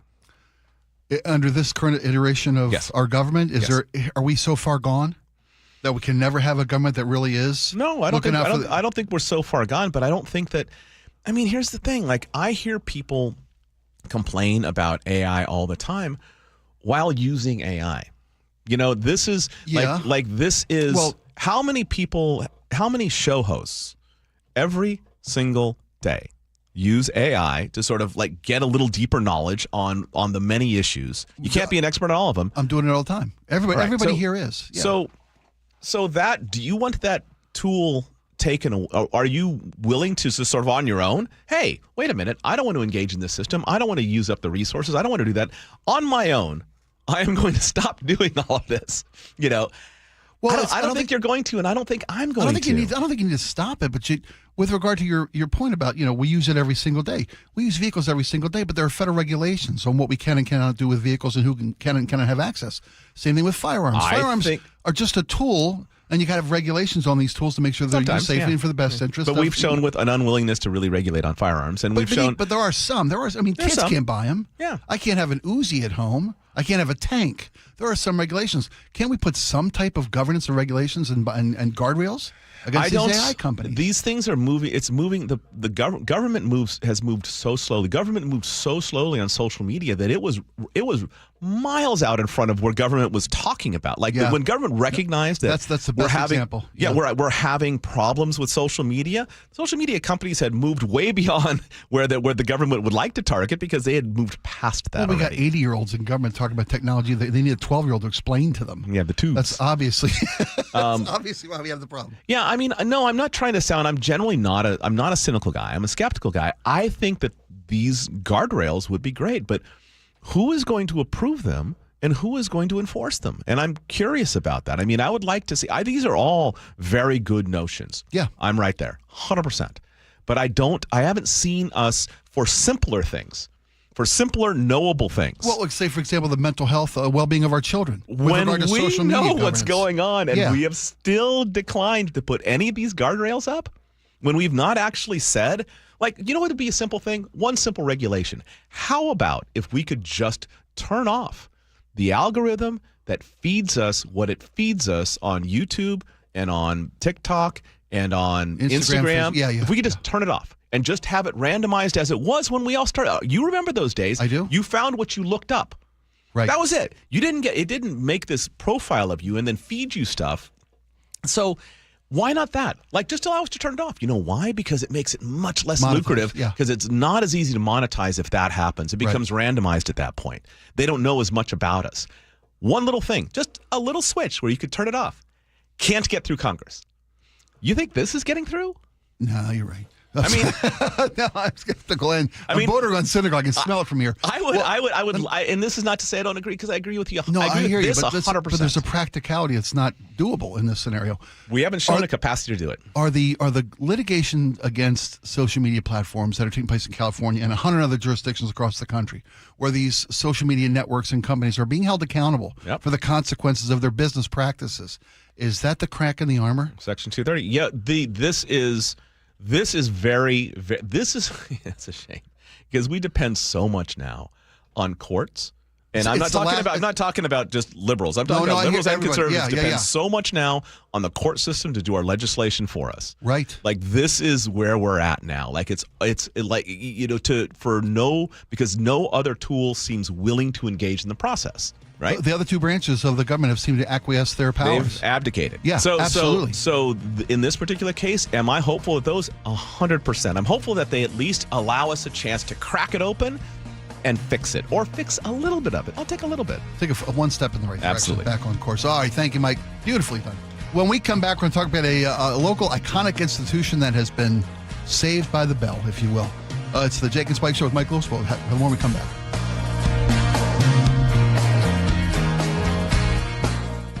This hour is brought to you by Insulation Northwest. KIRO News Radio, winner of 7 regional Edward R. Murrow Awards. Breaking news coverage, best newscast, excellence in writing, investigative reporting, sports reporting, hard news. Capped with a prestigious prize for overall excellence.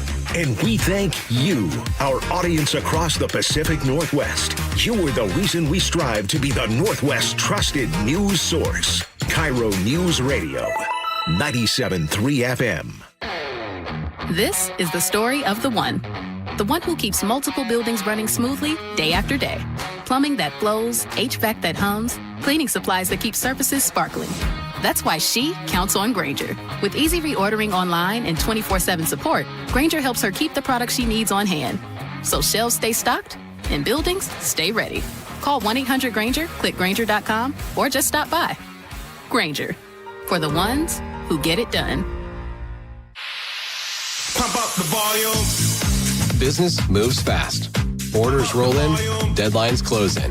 When you ship with USPS Ground Advantage, you can keep up with confidence. Every package stays in our secure network from dock to door. And with nationwide reach, dependable tracking, and upfront affordable pricing, you get built-in peace of mind. You run the business. We run the routes. Visit USPS.com/Ground Advantage to learn more. Your medication for enlarged prostate is working. That's what you tell yourself. You're up 3 times a night instead of 5. The urgency is manageable. The stream's not great, but it's fine. That's the problem. Fine. Enlarged prostate, or BPH, doesn't pause because the medication takes the edge off. The prostate keeps growing. The bladder keeps working harder. And over time, those changes can be harder to reverse. But surgery? Not for you, right?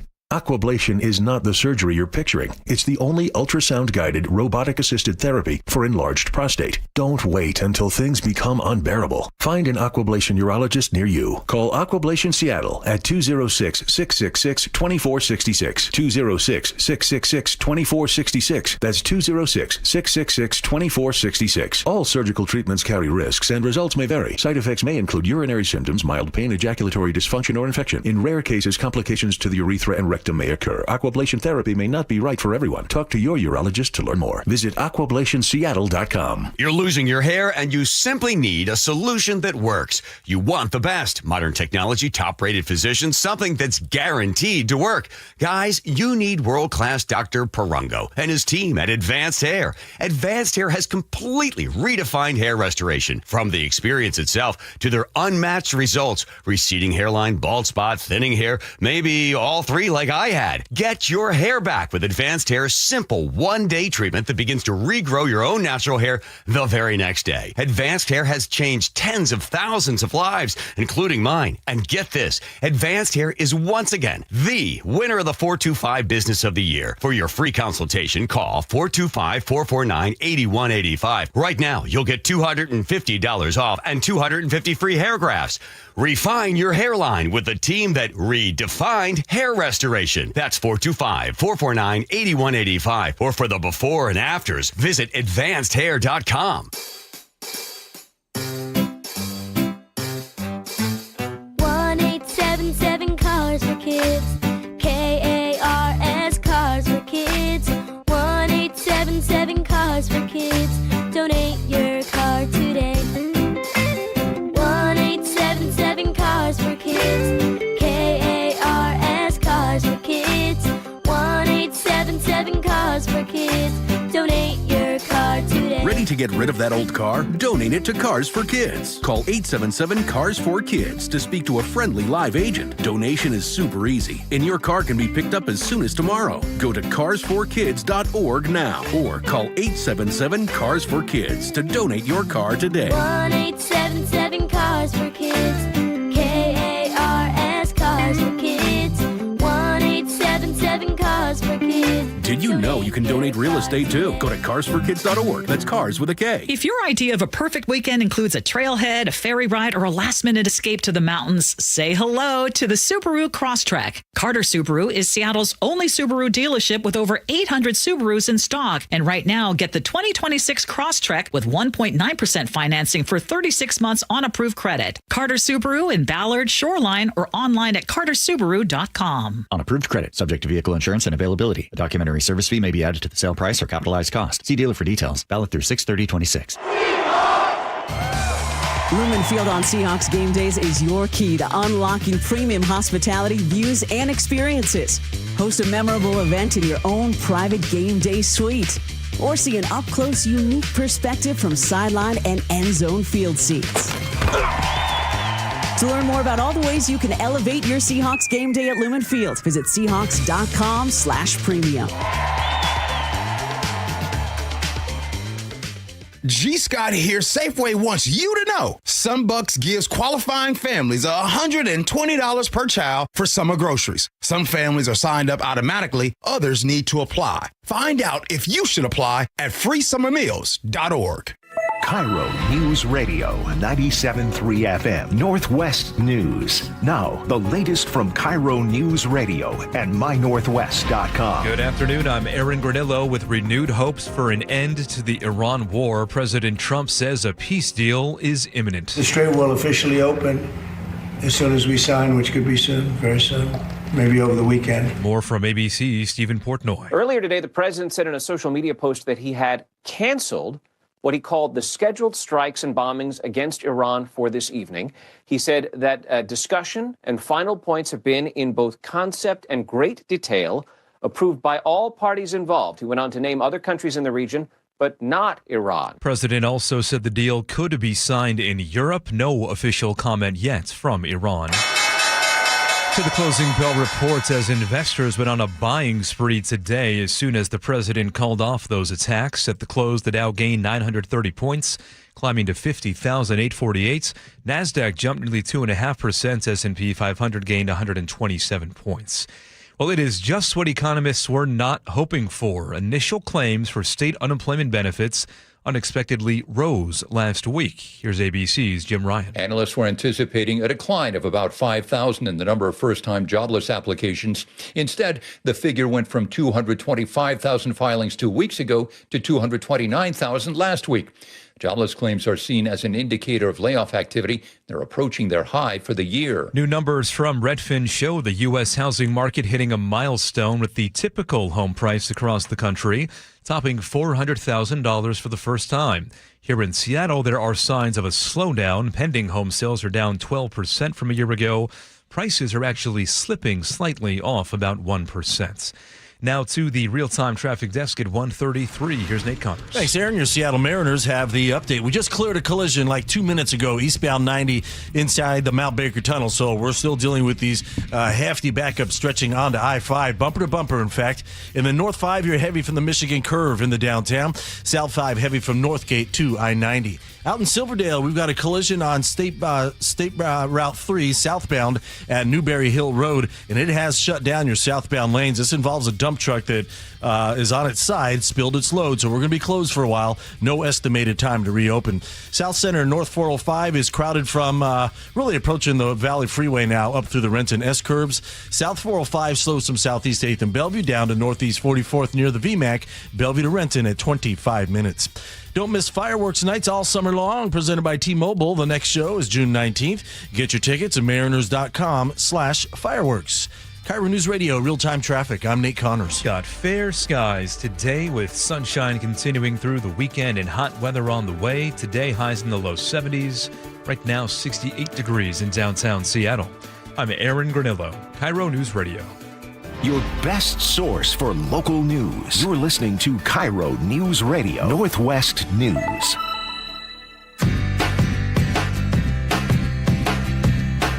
Welcome back to the Jake and Spike Show. I'm Spike O'Neill. Sitting with Mike Lewis today. I want to thank the texter from the 425 on the Muckleshoot Casino Resort text line. Louis C.K. was the comedian we were trying Thank to you. The vast unpaid research department that is this audience, we thank you every single day for getting it right for us. If you have something you'd like to share with the show, again, 1-800-973-5476, the Muckleshoot Casino Resort text line. A local concert venue, local bar, local comedy venue, local movie theater in the basement. I didn't even realize this was down there until last year. I'm talking about the Crocodile Cafe, an iconic Seattle music venue, was saved from the scrap heap this week when it was announced that the venue has, which had entered into receivership about 6 months ago, has a new buyer and a newfound lease on life. The former Crocodile was a couple blocks away. Yeah, there was a second in Virginia, if I'm not mistaken. Yes, and one of the last few live performance iconic venues in Seattle. Right, we've lost just about every other place out there, whether it's the Off Ramp or the Rock Candy or the Vogue, going way back when. Pioneer Square has lost musical venues. Seattle's rich live music tradition goes back much longer than my life here in Seattle, in generations. I mean, you can go all the way back to Ray Charles, absolutely, starting in Seattle in various venues. The Moore Theater's upper deck, the upper concourse of the Moore Theater. You probably know this. You're in the business. Used to be the Coloreds section. Oh, I didn't know that. There's a private door. If you ever go to the Moore Theater, look to the right as you enter. There's a doorway that's no longer used because through that doorway ran a single staircase up to the top, right up to the top concourse where African Americans were allowed to view venues in the segregated history of our city.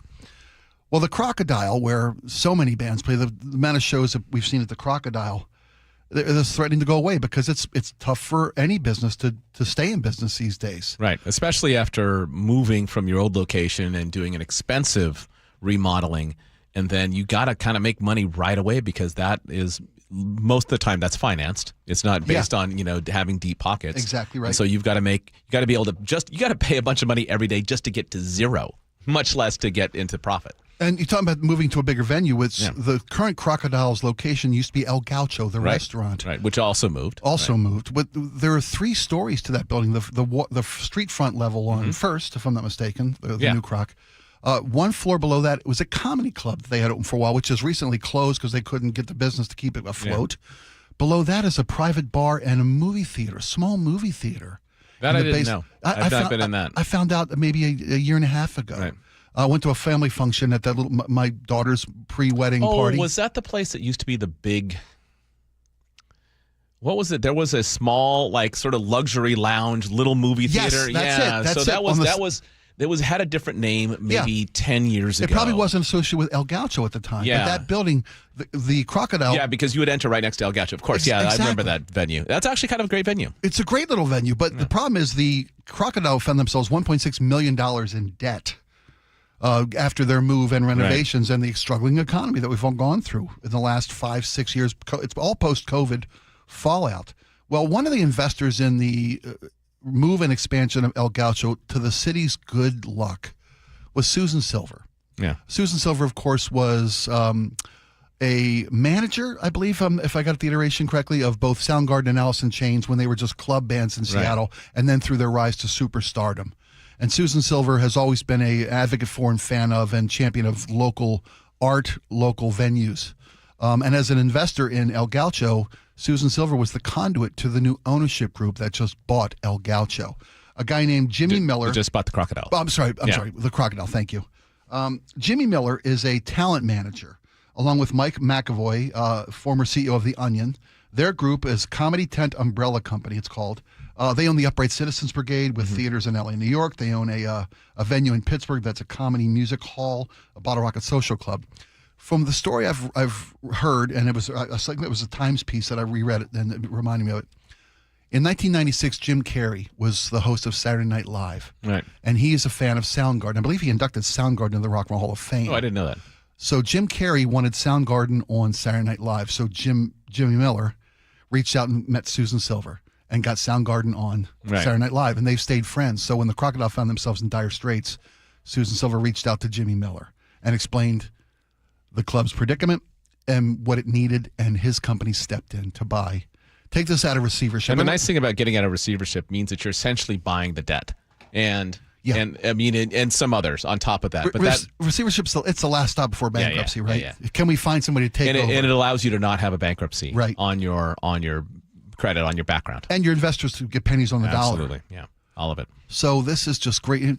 This is such great news for Seattle because we've talked about the history of Seattle music going back from Ray Charles to Jimi Hendrix to Hart to grunge. Right. This city had these music venues that drew in acts from around the country and gave the local acts a place to practice their wares and build their audience and find their message and deliver the art that changed this city's place in history. Well, and the weird thing that happened, I mean, as an aside, because I know it's expensive to do business in Seattle, but this was actually sort of a theory propagated by John Keister, formerly of Almost Live. Yeah. When I interviewed him years ago, and he had a really interesting point that I've not been able to prove, but it sounds plausible. Okay. When he said when the SST layoff happened in Seattle in the 1970s, the Boeing layoff, for the SST project, the Supersonic Transport project, it was something like in 1 year 30,000 jobs lost.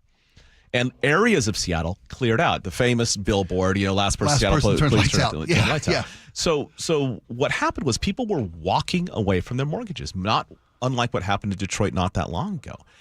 And so, but he said, setting that aside, he said, you want to know why? This happened in the middle 1970s. He said, you want to know why this matters? He said, here's why. Because that made it incredibly cheap for your buddy to open a record store because there's so much empty property. You and 3 friends could get a house in Wallingford, for nothing a month. All of that stuff happened. He said the arts communities thrive when a town gets cheap. And he was not advocating for recessions, and he understood that a lot of people went through great pain as a result of the layoffs. But he said it set the table for the music scene in the late 70s, 80s, and 90s was set by the fact that the city got very, very cheap. And so music, and that's why we also had so many music venues, because you could get a warehouse for nothing. Yeah. And this is what has also affected arts in Seattle. Like all of that tech money, you would think all of that money coming in and people willing to go out to music and spending all that money, there is a benefit there. And so the show boxes of the world, the Paramounts of the world that are getting larger acts are doing okay by that extra money in town.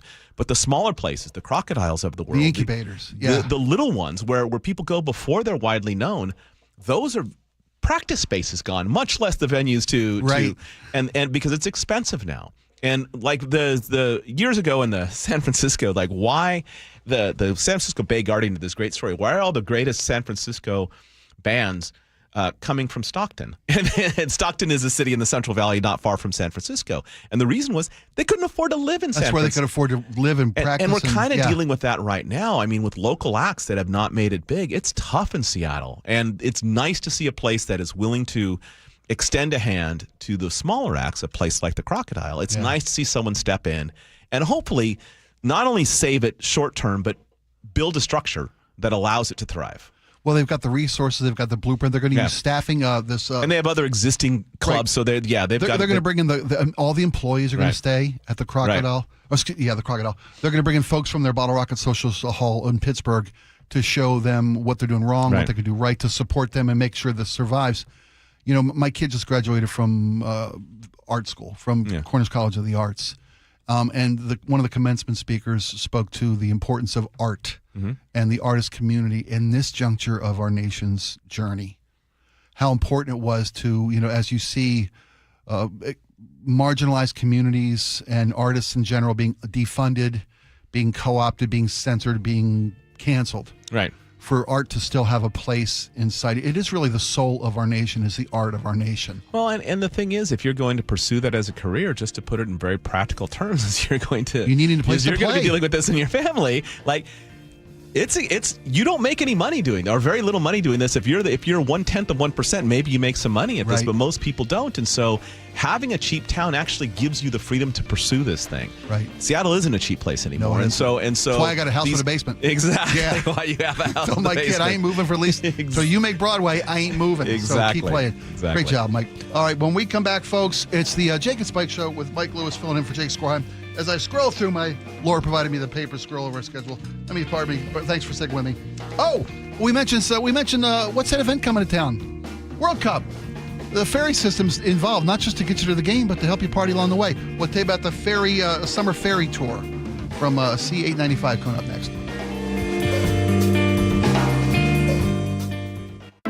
KIRO News Radio, winner of 7 regional Edward R. Murrow Awards, including overall excellence and investigative reporting. Just 29 hours later, Joshua Headley sent an unsolicited email to me writing, "I understand there may be a news story coming out." Thank you who listen, stream, and watch every day. The driving force that pushes us to be the Northwest trusted news source. KIRO News Radio.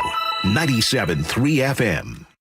Hey, Spike O'Neill for Ageless Living. Recently, my aunt had surgery, and she did fine. She was home the next day. But sometimes you need some help recovering, and we didn't know as a family if we were equipped, knew what to do to give her the kind of care she needed. So we called my friends at Ageless Living and asked about respite care. It's a short-term stay at Ageless Living facilities. It's a 2-day, 2-week, whatever the stay that best suits your family's needs. You get 24/7 expert care, all the amenities of Ageless Living, and some peace of mind for us, the family. Go to agelessliving.com/spike and schedule a visit and ask about respite care. That's agelessliving.com/spike. Not all heroes wear capes. Some carry groceries, prepare meals, or simply hold a hand. Caregivers are the everyday heroes who keep our communities strong. Right now, Washington needs more of these heroes. People like you, ready to make a difference in someone's life. Caregiver Careers Washington offers online resources and guidance to help you get trained and start your caregiving career. Become a hero not just to the person you care for, but to their family and their community.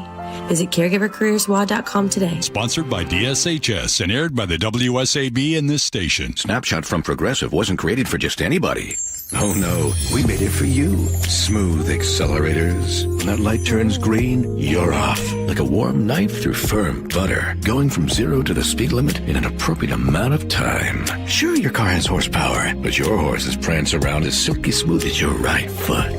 Fancy Prancerton. With Snapshot, safe drivers like you get personalized rates based on your driving habits. Sign up today at Progressive.com. Progressive Casualty Insurance Company and Affiliates. Snapshot not available in California or from all agents.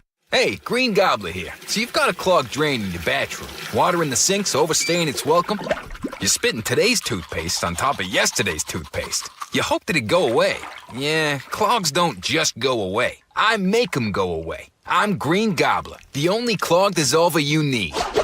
I'm bleach-free, safe for your pipes, and I work. Guaranteed or your money back. Because I never met a clog that was gonna unclog itself. Green Gobbler. Let the gobbler get it. Do you get sinus infections, congestion, sinus pressure and pain, sinus headaches? You've gone to the doctor. You visit urgent care over and over again. And it's always the same thing, right? Oh, I know. Let's try antibiotics and some nasal sprays. But they just keep coming back. You may suffer with chronic sinus infections. The good news? Relief is possible. How? A minimally invasive procedure called the Sinusoft procedure, available only at the Modern Nose Clinic. Imagine a procedure so delicate there are no narcotics. Less cutting means less bleeding, so no packing, and no operating room. The Sinusoft procedure procedure is designed for the clinic. If you suffer with chronic sinus infections, facial pain, pressure, and congestion, find out if the Sinusoft procedure, available only at the Modern Nose Clinic, is the solution for you. Call and set an appointment today. 206-388-2770. 206-388-2770. That's 206-388-2770. 1-877 Cards for Kids. KARS Cards for Kids. 1-877 Cards for Kids. Donate your card today. 1-877 Cars for Kids. KARS Cars for Kids. 1-877 Cars for Kids. Donate your car today. Ready to get rid of that old car? Donate it to Cars for Kids. Call 877 Cars for Kids to speak to a friendly live agent. Donation is super easy, and your car can be picked up as soon as tomorrow. Go to carsforkids.org now or call 877 Cars for Kids to donate your car today. 1-877 Cars for Kids. KARS Cars for Kids. 1-877 Cars for Kids. Did you know you can donate real estate too? Go to carsforkids.org. That's cars with a K. What if you could have the most reliable fiber-powered Wi-Fi? And get this, what if you could keep it at the same price for 5 years? During the Xfinity Summer Savings Event, now through June 15th, new customers can get our best price on gig Wi-Fi. Just $50 a month for 5 years. And get online in minutes with same-day Wi-Fi. It's Wi-Fi that finds and fixes problems before you even notice them. Like super intelligent Wi-Fi with a sixth sense. Plus, add one line of Xfinity Mobile Select and you can save an average of $60 a month over Verizon and AT&T. You can even try it free for a year. Lock in your price and unlock the possibilities during the Xfinity Summer Savings Event. Get it now at Xfinity.com. Xfinity. Imagine that. Restrictions apply. Requires paperless billing and auto pay with stored bank account. Taxes and fees extra. Savings based on 1 gig internet and 1 mobile select line compared to similar Verizon and AT&T plans over 5 years. After 12 months, regular rates apply to mobile select. Xfinity internet required. Speeds vary. Use of fiber coaxial cable. Giving your liver a spring cleaning is easy with Active Liver. From New Nordic. Search for Active Liver by New Nordic on Amazon, CVS, Wegmans, or GNC. How does your roof look after this winter? Justin Shirley, CEO of State Roofing and Exteriors. Spring into action today. Save $3,000 on a new roof, siding, deck, or windows. Call 866-ROOF-ROOF or visit stateroofing.com.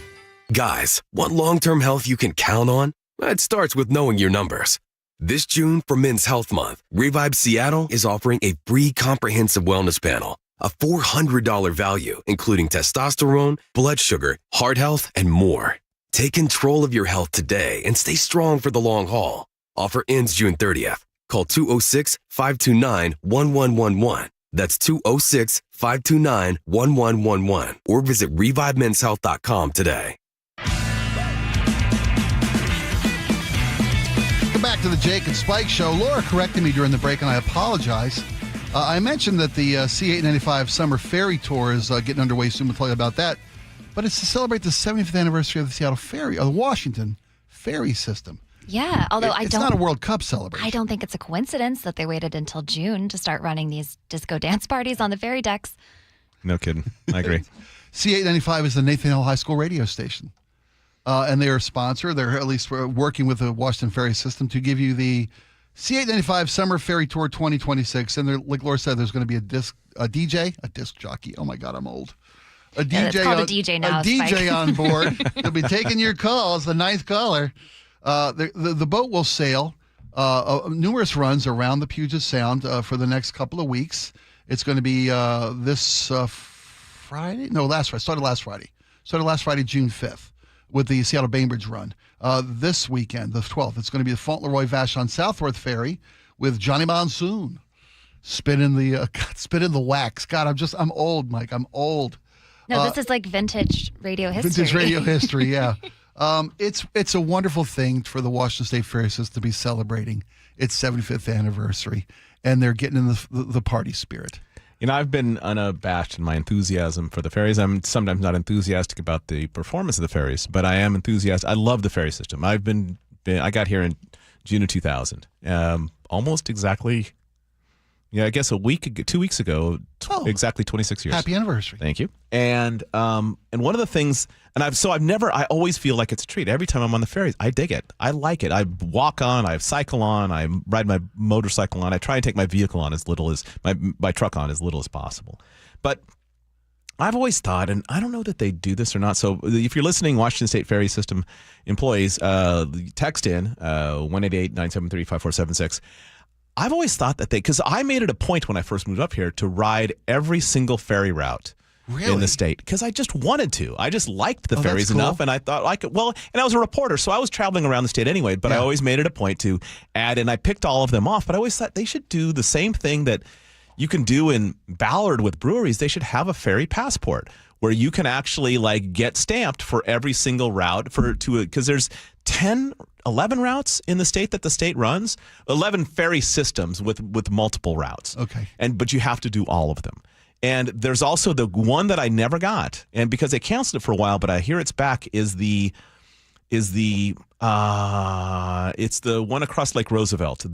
I'm looking it up now. It is the Keller Ferry. So that's a weird free one that goes across Lake Roosevelt in the eastern part of the state because where Grand Coulee Dam. I've been there. I've done that ferry. So I have not done. That's the only one in the state. It goes to the Colfax Indian Reservation all the way up to Republic. I have not. That's the one ferry in the state that I have not yet ridden. So I'm going to have to get out there at some point. This is a genius idea. I mean, why not? So folks, you got it from me. Do something like that because I think that. I don't know. There's a lot of people like me who are enthusiastic. I love the ferry system. I mean, when I can get on the ferry, I ride my bicycle on there. Let's say I do a bicycle ride on Bainbridge Island or on the out in Bremerton or something like that. Having that beer on the ferry is my favorite beer in Washington State.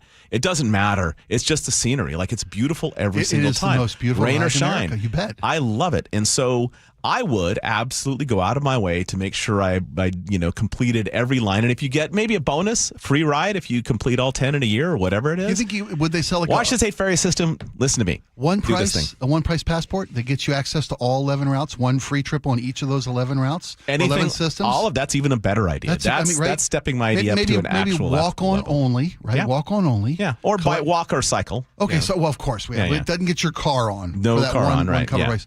That's a great idea. Collect stamps. Take the family. Every time, right? All right. I don't want to extend my enthusiasm for people who just be incredibly bored by all of this. No. I mean, anytime somebody comes to town to visit our area we all tell them to do the same thing. Take the ferry out to Bainbridge Island, have lunch out there, take the ferry back, and everyone does it, and they like it. They love it. It's no place like it on earth. It's the largest commercial ferry system in the continental Where else US. can you see a pod of orcas? Not all the time, but sometimes on mass transit. Nowhere. Well, unless there's massive flooding. And you mentioned earlier, if you're going to a World Cup game, stay on the islands, take a ferry into town. That's the best deal. I can't believe no one's mentioned that to me before. It's a genius idea. It's the Jake and Spike Show. Mike Lewis filling in beautifully, by the way. When we come back, there's a story that just boggles my mind. A Waymo. You know what a Waymo is, right? Those driverless vehicles. Somebody used Waymo to commit a crime. They're testing them here in Seattle right now. They're testing them in Seattle. I see them moving up and down I-5. Somebody took a Waymo to commit a crime. 27 cameras on the car. No evidence to the police. How is that possible? Right back after these.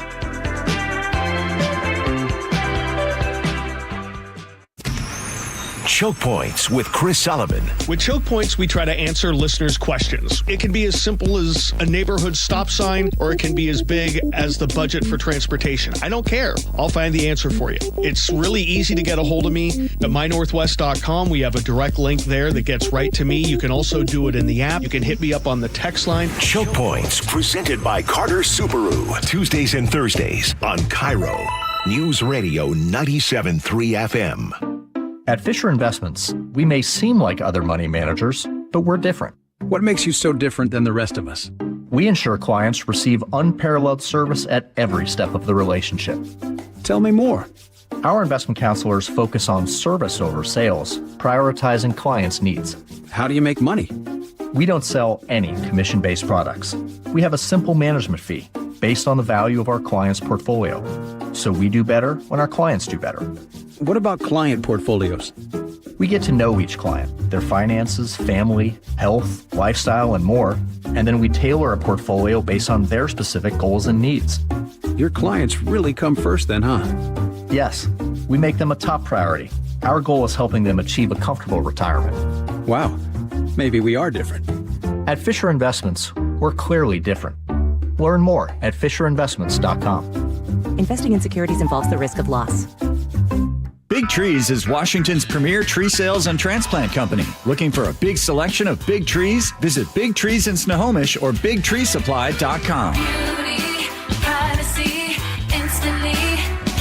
Big Trees. Healthcare costs are rising, and a major driver is hospital prices.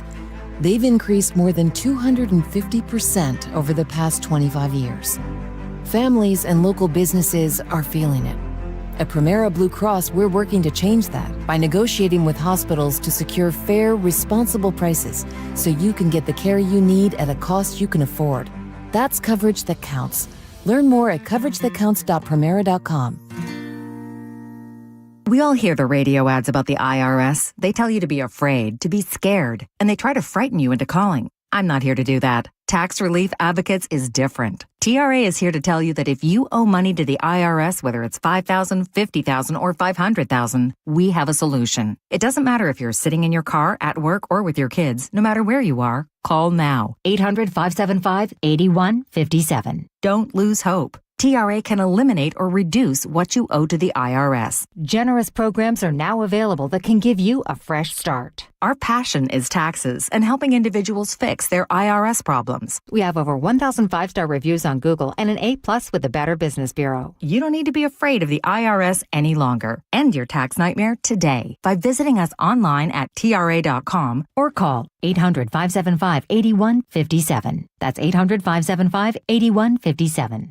Tax Relief Advocates. Real solutions for real people. If you're a homeowner looking to replace your comfort system, there's only one call you need to make. That's the Home Comfort Alliance, especially right now. As a Carrier Factory authorized dealer, they meet the highest standards for training, installation, and customer satisfaction. John Curley here. Efficiency, reliability, and quiet performance matter. Right now, when you upgrade to a Carrier cooling system, you get a heating system free. And they make it so easy with a 60-second price estimator. Visit HomeComfortAlliance.com now. That's HomeComfortAlliance.com. Mariners baseball is in full swing, and it's not too late to come on board as a season ticket member. With a Flex plan, you can choose your games and seats as you go. Plus, lock in guaranteed postseason access and no ticket fees. Join today at mariners.com/flex.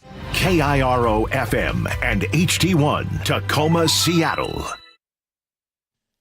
ABC News, I'm Michelle Franzen. After weeks of stalled talks between the U.S. and Iran, President Trump once again announcing a deal is close. Here's ABC's Stephen Portnoy. Earlier today, the president said in a social media post that he had canceled what he called the scheduled strikes and bombings against Iran for this evening. He said that discussion and final points have been in both concept and great detail, approved by all parties involved. He went on to name other countries in the region, but not Iran. A source with knowledge of the negotiations tells ABC News the deal is very close as mediators have hit some breakthroughs. Separate efforts in the House and Senate failing today to pass short-term extensions of FISA authorizations ahead of tomorrow's deadline. Secretary of State Marco Rubio announced the U.S. will sanction Cuba's state-owned gas and oil company, alleging that Cuba's government is using it as a tool of repression and self-serving the regime. And stocks soaring and oil prices fell today on word the U.S. and Iran may close in on a deal. This is ABC News. In Texas, near the Mexican border, the driver of an 18-wheeler involved in a pursuit near the border is in custody and now facing charges of human trafficking. That incident ending in a dramatic rescue. At the checkpoint near Falfurrias, Texas, Border Patrol agents ordered a secondary inspection of a tractor-trailer rig after a canine indicated something suspicious, but the driver sped away. Officers deployed spikes, flattening the truck's tires, but it kept going and, running on its rims, caught fire before stopping. Hey, let's get some fire extinguishers! Body-worn cameras captured state troopers' desperate attempts to open the trailer. Get him out, get him out, get him out! 39 people, thought to be undocumented immigrants, were rescued from the burning trailer while the driver was arrested. Jim Ryan, ABC News. Vance Bolter, the man charged in the attacks against Democratic lawmakers in Minnesota last June, changed his plea to guilty today in his federal case. He still faces state charges in the killings. Michelle Franzen, ABC News. Coming up, new action to address the crime along Aurora Avenue. That's after Nate Connors at the traffic desk. This one's brought to you by Seattle Sports. We have a full closure out in Silverdale, southbound 3 and Newberry Hill Road. Your southbound lanes are closed from a dump truck that's on its its side and spilled its load, so it's going to be a while before they can clean this up and upright the truck. No estimated time to reopen yet, and you're backed up to Trigger Avenue. North 5 in Seattle, we're packed at the Michigan Curve in the downtown, 20 minutes from South Center to Seattle. South 5, bumper to bumper at 85th to the Convention Center. About a 10-minute delay from Linwood in the downtown, taking a half hour to make that trip. North 405 in the South End is crowded from I-5 and South Center through the Renton S curves. South Center to Bellevue's at 25 minutes. South 405 slows from 520 now all the way to 30th and Renton. Just under a half hour from Bellevue to Renton. And Tacoma to Olympia is at 45 minutes. Already a 3-mile thick backup through JBLM. You can always listen to your favorite local sports content on the FM dial, 97.3 HD2. KIRO News Radio, real-time traffic. I'm Nate Connors. KIRO News Radio, 97.3 FM, Northwest News. Now, the latest from KIRO News Radio and mynorthwest.com. Good afternoon, I'm Aaron Granillo. Seattle leaders are stepping up enforcement along Aurora Avenue, targeting a surge in shootings and human trafficking. City today announced that it's closing several side streets and installing barriers to limit vehicle traffic linked to crime.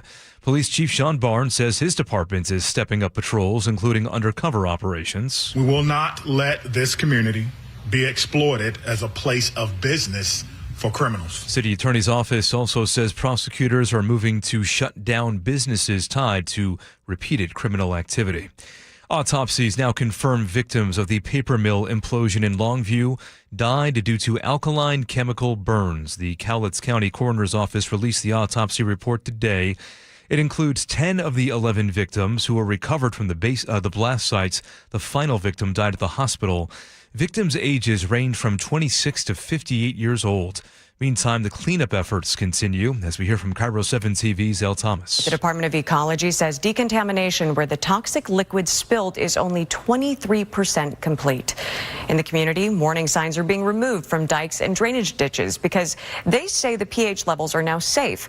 But right now, they're still asking people to avoid fishing or swimming in those areas. FEMA has approved more than $10 million in disaster aid for Washington residents affected by last December's flooding. Agency says it helped more than 1,100 homeowners and renters recover from recent damage. More than 2,500 people applied before yesterday's deadline. FEMA says it is still processing some of those claims. And thousands of cheering World Cup fans could generate seismic activity in Seattle. Douglas Gibbons with the Pacific Northwest Seismic Network says they have 7 sensors measuring how much structural shaking takes place at Lumen Field. As the data is being recorded on site, it's being transmitted to the Pacific Northwest Seismic Network in just a fraction of a second. Lab will also stream seismic data and highlights throughout the World Cup. To your forecast now, we are seeing lots of sunshine today and tomorrow and through the weekend as temperatures really start to warm up. Could see some record highs on Sunday and again on Monday. Right now, 68 degrees in downtown Seattle. I'm Aaron Granillo, KIRO News Radio. Your best source for local news, serving Western Washington and the world with a KIRO News Radio app. Always streaming live on your smart speakers. You're listening to KIRO News Radio, Northwest News. And now, it's time for the Jake and Spike Show on KIRO News Radio. With your hosts, Jake Skorheim and Spike O'Neill. Welcome back to the show. I'm Spike O'Neill with Mike Lewis today in for Jake Skorheim. But more important today with us is Laura Scott, our producer. I say that because not only have I been corrected on numerous occasions today, so I say it's pronounced Waymo. Waymo, not Waymo, like I've been saying for the last 7 years. Waymo. These are the driverless vehicles that are learning to drive amongst us, already in play in many markets, coming to Seattle, practicing their runs here in Seattle. We'll tell you about the Waymo Escape. Someone rented a Waymo and the commission of a crime used it as their escape vehicle. We'll bring you that details in just a second. But there's been a busy day in the Oval Office. President Trump has announced the pending deal with Iran to end the war in Iran. We'll have details as they come in. We've heard about it in the national and local newscasts as well. News of the pending deal. This is the 14th time we've had a pending deal with the Iranians on this war. Stock market's loving it. Oil prices are down. Everybody's making money. Everybody had information 2 hours ago about this deal that's making real money, but that's a whole other topic. The insider trading in this administration is just off the charts. One other thing the president announced today was a lifting of restrictions on commercial fishing in protected areas of the Pacific Ocean.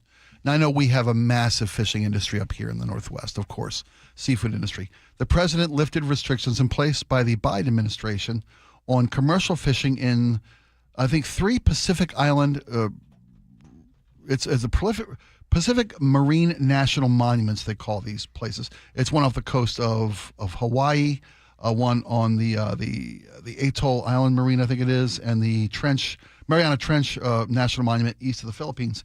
Now, what this is intended to do, according to the president, is lower seafood prices. That was the big win for America today at the Oval Office, executive order signing to lift these restrictions on these protected national monuments. Now, these national monuments are protected for a number of reasons. I did a little looking into this once the announcement was made today. These particular 3 national monument designated areas, protected areas, were because they felt that protecting these areas was a great tool and a necessary tool for helping restore oceanic ecosystems. Right. And to study the impact of the environment on oceanic ecosystems and the benefits they provide to the world, humanity. Yeah, exactly. And the president wants to lift these 3 restrictions to lower seafood prices. Yeah, I mean, it's consistent, at least with the administration. It wants to remove restrictions on, all kinds of, from national monuments, remove the designation of national monuments. The barriers to progress and open up certain areas for drilling and killing. I just found out yesterday, and I didn't know this, that Yellowstone, there's sections of Yellowstone National Park where you can have snowmobiles, and I didn't that didn't used to be the case. It's interesting. They see so from a U.S. government structure, right? We have an Interior Department and a Department of Agriculture. And here's the thing. Like in Washington State, if you were to head into the Cascades, you can find both national parks. That's the Interior Department. Mm-hmm. And you can find national forests. That is the Agriculture Department. Okay. And the acknowledgement, they're run very, very differently. The national parks are supposed to be areas that we've locked away from development. I mean, literally, you cannot have motorized other than the roads in. Right. You cannot have there's no trails for dirt bike riding, for mountain bike riding. None of that stuff happens in national parks for preservation purposes. It's designed to try and keep it. They don't allow dogs. This is a fairly serious thing. They want to keep it allow people to go, so they have a stake in preserving these things. But they want to really, really restrict any other use. I mean, literally, from the use of power tools, that sort of thing. That's a national park, and it's a infinitesimal amount of land in the United States. Right. That's a national park. National forests are very different. You can log. There's gold mining claims. There's cattle grazing. There's all kinds of stuff. And same with Bureau of Land Management. Right. That's also managed as resource land that is used for commercial purposes as well as recreation. And the great benefits to both of these concepts. Totally. Absolutely. So the problem with changing these, and there are sections of the oceans that are within U.S. influence, U.S. waters, that are both operating much more like, say, the Alaska Marine Fisheries, that operates much more like a national forest than a national park. Right, to manage and use these resources. Yeah, these things, they're seemingly, if you were in one of these areas, they seem large. They're compared to the Pacific Ocean, they are not. Right. And they are not necessary for commercial fishing. And it's a shame that they're doing that, because no different than opening up a national park for logging, which we don't do right now, because there's plenty of Forest Service land to do that. It's a shame to allow commercial fishing. And I know people in the commercial fishing industry who are not in favor of this. They feel because that doesn't just keep our own, commercial fishing industry from going in there. It also keeps, it gives us, because then people are dropping dime on every poacher. And because this is the problem with fishing generally, is that people go into other, there's all kinds of disputes you don't hear about with Japanese and Russian trawlers in U.S. waters, or overfishing in international waters, which we can't really control. And so these areas also give sort of a little bit of power to the folks who report poaching in those areas, there is no one's supposed to be fishing there, and that's actually U.S. territory. And so there is things that will flow from this that are not going to. You are not going to see a penny in cheaper food. Not a penny. Seafood this prices. is much more because it's such a relatively small area, given how large the ocean is and how much. I mean, they read about 500,000 square miles. This sounds massive, but it's not. And it not in terms of where we fish and how much we fish and how much fish we buy from overseas and blah blah blah blah. I mean, it's a tiny amount, so it's not going to actually move the needle. This is much more of a administration effort to declare that, hey, we are business first, even in situations like this that typically there are other administrations, including conservative administrations, had been reticent because they feel like, all right, let's preserve a small amount. But we don't need to preserve, there's so much more area that we can actually still fish in. Alaska Fisheries is a perfect example of that. It's actually considered a well-managed commercial fishery. This thing is, it's a lousy idea in a lot of ways. And even if you're a cynic, and even if all you want is cheaper seafood, this isn't going to help. It's completely performative, right? I mean, one of the things the president said today during the Oval Office address was that there are already foreign interests fishing these monument areas, and that why if we're going to fish them, let's have Americans fishing them. Is he wrong about that? This is the problem. But the nice thing is, if it is in U.S. waters, and if these are you can actually, we have to have patrols out there, and remember, one of the problems we're dealing with in fisheries is the rerouting of the Coast Guard from patrolling things like that to being an anti-terrorism organization, which happened after 9/11. The Coast Guard's mission became much more focused on sort of its national security, its kind of military end of the Coast Guard rather than this resources end of the Coast Guard. And because of that, and we haven't backfilled with any additional patrol, these areas are much more at risk. Adding our own fishing boats to it, I don't think is the way you actually want to solve something like this. And as you say, and I think you're spot on, is to lower seafood prices. It's not commercial seafood. It's not commercial fishing in the Atlantic or the Pacific. Allow additional and include environmental regulations. But if you want to lower seafood prices, find some way to do environmentally responsible fish farming and go with that, because that's gonna do more to lower seafood prices than opening up these areas. Makes sense. Appreciate your insight. I mentioned Waymo because now I know how to say it. In San Francisco, a criminal robbed a Hot 8 yoga studio in the marina. You know the area better than me, Mike. Is it the marina? Yeah. Is that the marina district? Yeah. Okay, it's a district. It's not like a waterfront boat place. Well, it is. But the marina famously adjacent to the water in the big Loma Prieta quake. The Marina District is the area of San Francisco that burned because it's all landfill. It's an area. It's an expensive area, and it's water adjacent, and so that it's kind of a fancy neighborhood. Gotcha. Well, they got a Hot 8 yoga studio. Of course, it's a fancy neighborhood. A criminal robbed the place and had a getaway car waiting because he had hired a Waymo driverless vehicle to wait idling outside as he went in and robbed the yoga shop. Then hopped into the Waymo, a white Jaguar Waymo, by the way. Yeah, I didn't know those existed. I didn't either.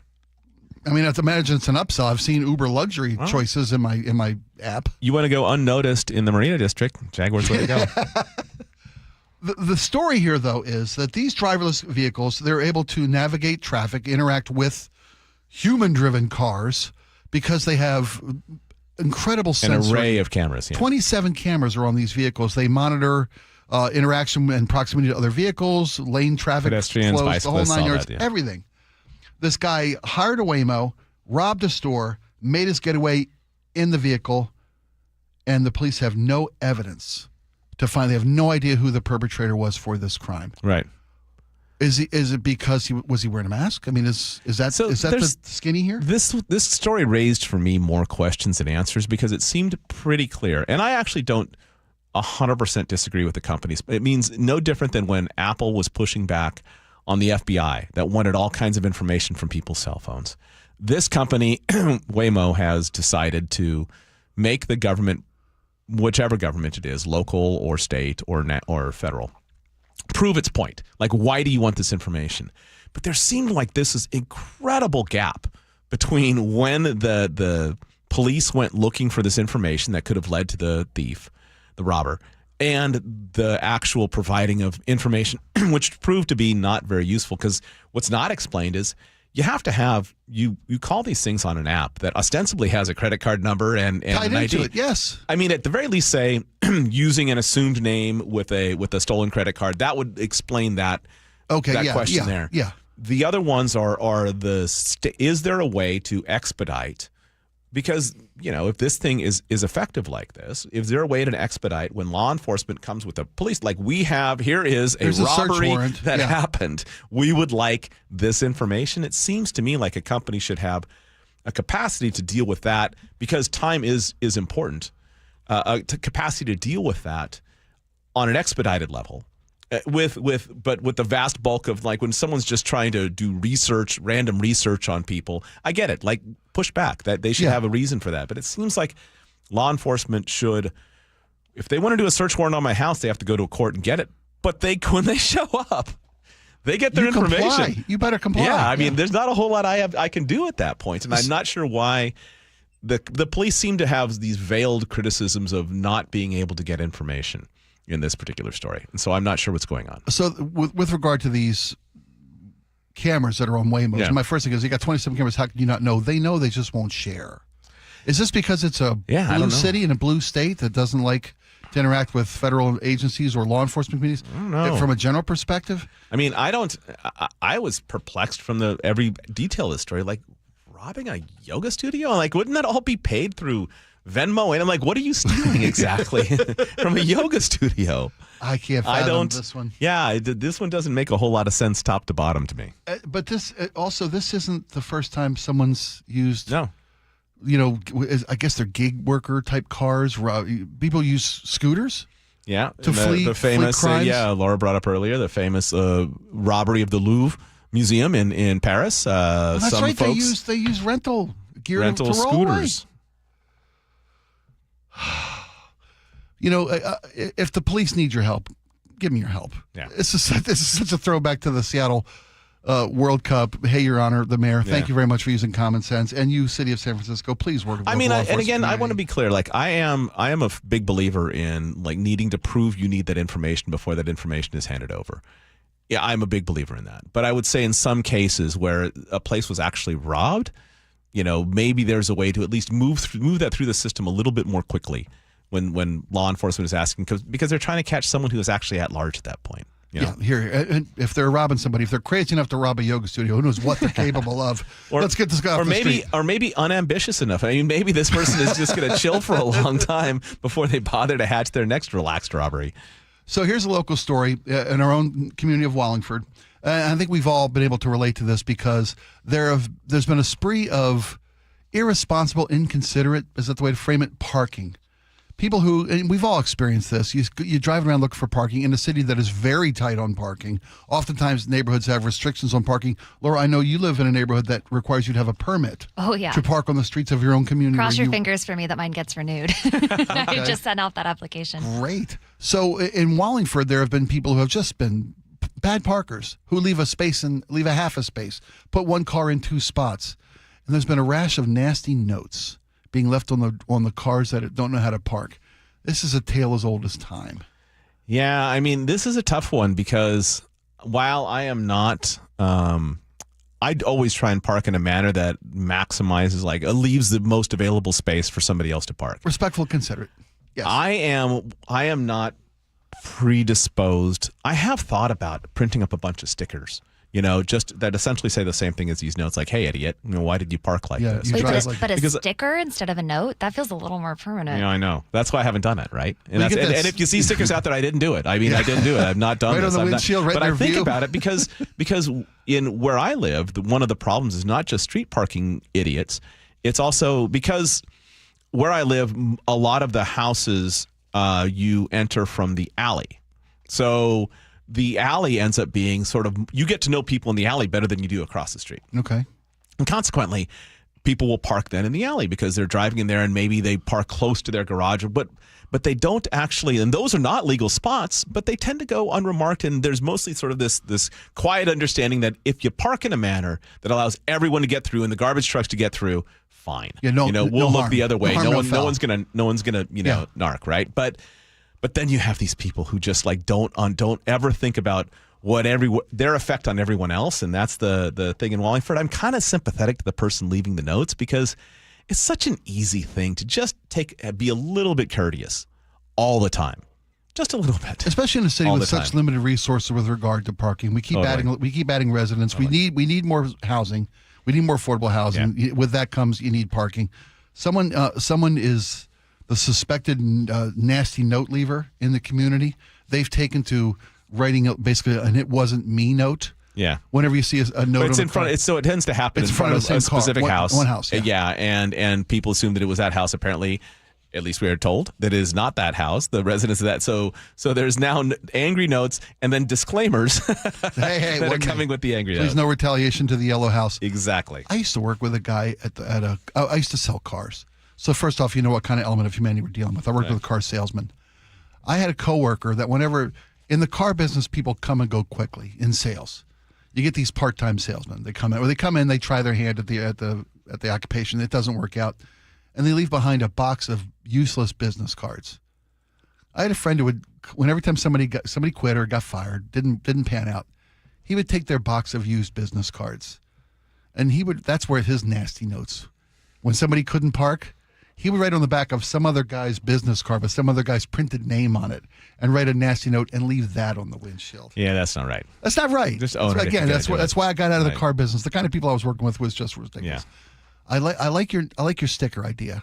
I won't ever do it. I recommend not doing that, but maybe it's used car salesman. But we still rearing its ugly head. We all have those like low grade fantasies about like people who just are so aggressively and consistently inconsiderate. Entry-level vigilantism with just a nasty note. I like you know the stickers that they put on the police use with the super glue? Yeah. That takes like a straight edge razor to get off. That's what you should use. I let that idea go. I'm not going to use stickers. All right, folks. It's the Jake and Spike Show with Mike Lewis. When we come back, a local dance instructor is talking about the music she uses to motivate old folks. We're talking about, fitness classes and what kind of music gets them moving.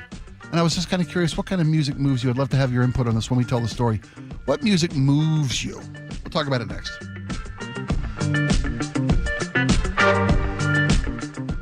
This hour is brought to you by Davis Law Group. KIRO News Radio, winner of 7 regional Edward R. Murrow Awards. Breaking news coverage, best newscast, excellence in writing, investigative reporting, sports reporting, hard news. Capped with a prestigious prize for overall excellence. And we thank you, our audience across the Pacific Northwest. You are the reason we strive to be the Northwest's trusted news source. KIRO News Radio. 97.3 FM.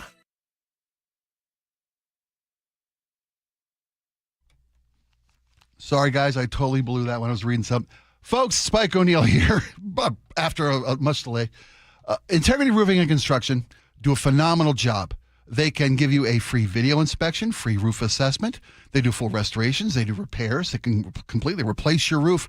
They have a design team in-house. They do incredible work. Heat's coming for the summer. Check your insulation. Did your house get through the winter okay? Have them give it a look. Give them a call at 206-202-ROOF. That's 206-202-ROOF or online at integrityrc.com. At Uline, the prevailing opinion is if you don't live it, you don't believe it. The people at Uline believe in hard work, and they live it by being there 24/7 to answer your call, having 41,000 items in stock, and offering same-day shipping from 12 locations across North America. Business owners, sellers, buyers, shippers, and packers believe it. Uline is the hard-working, dependable source for your shipping and industrial supplies. Visit uline.com. When temperatures rise, the Murphy Auction Company rolls out the biggest online heavy equipment auction of the summer. Bidding is underway now. On the block, find a huge assortment of heavy equipment. contractors' equipment and vehicles, like 80 heavy trucks, 13 excavators, 5 backhoes, 9 forklifts, 3 skid steers, 2 asphalt pavers, and a 2002 Trail King 50-ton triaxle lowboy equipment trailer. Plus, a 2025 Dodge Durango SRT Hellcat with under 2,000 miles, contractors' tools, attachments, roll-off boxes, lumber, and much more. Preview all items June 16th and 17th, 8 a.m. to 4 p.m. at our location in Marysville, 3803 136th Street Northeast. This is the auction you don't want to miss. For pictures and all details, visit murphyauction.com. That's murphyauction.com. murphyauction.com. Do you get sinus infections, congestion, sinus pressure and pain, sinus headaches? You've gone to the doctor. You visit urgent care over and over again. And it's always the same thing, right? Oh, I know. Let's try antibiotics and some nasal sprays. But they just keep coming back. You may suffer with chronic sinus infections. The good news? Relief is possible. How? A minimally invasive procedure called the Sinusoft procedure, available only at the Modern Nose Clinic. Imagine a procedure so delicate there are no narcotics. Less cutting means less bleeding, so no packing, and no operating room. The Sinusoft procedure is designed for the clinic. If you suffer with chronic sinus infections, facial pain, pressure, and congestion, find out if the Sinusoft procedure, available only at the Modern Nose Clinic, is the solution for you. Call and set an appointment today. 206-388-2770. 206-388-2770. That's 206-388-2770. Finding great candidates to hire can be like, well, trying to find a needle in a haystack, but not with ZipRecruiter. Its powerful technology actively finds and invites qualified candidates to apply to your job. So while other companies might deliver a lot of hay, ZipRecruiter finds you the needle in the haystack. See why 4 out of 5 employers who post a job on ZipRecruiter get a quality candidate within the first day. Try ZipRecruiter for free at ZipRecruiter.com/free. That's ZipRecruiter.com/free. ZipRecruiter. Snapshot from Progressive wasn't created for just anybody. Oh no, we made it for you, gradual breakers. You keep your eyes on the road, so you've seen it all. As long as it all happened directly in front of you, like a Swedish masseuse, your foot knows exactly the right amount of pressure to apply to the brake. That's why your passengers feel totally relaxed with you behind the wheel and occasionally super sleepy. With Snapshot, safe drivers like you get personalized rates based on your driving habits. Sign up today at Progressive.com. Progressive Casualty Insurance Company and Affiliates. Snapshot not available in California or from all agents. Guys, tired all the time? Gaining weight? Low drive? These aren't just signs of aging. They could be low testosterone or other underlying issues. This June, for Men's Health Month, Revive Men's Health in Seattle is offering a free comprehensive wellness panel, a $400 value. It checks your testosterone, blood sugar, cholesterol, kidney, liver, thyroid, and heart health. No guessing, just answers. Over 100,000 men have trusted Revive to get real results. More energy, better sleep, improved mood, and confidence that shows. If something feels off, don't wait. Take control and protect your long-term health by knowing your numbers. This offer ends June 30th. Schedule your free comprehensive wellness panel today. Call 206-529-1111. That's 206-529-1111.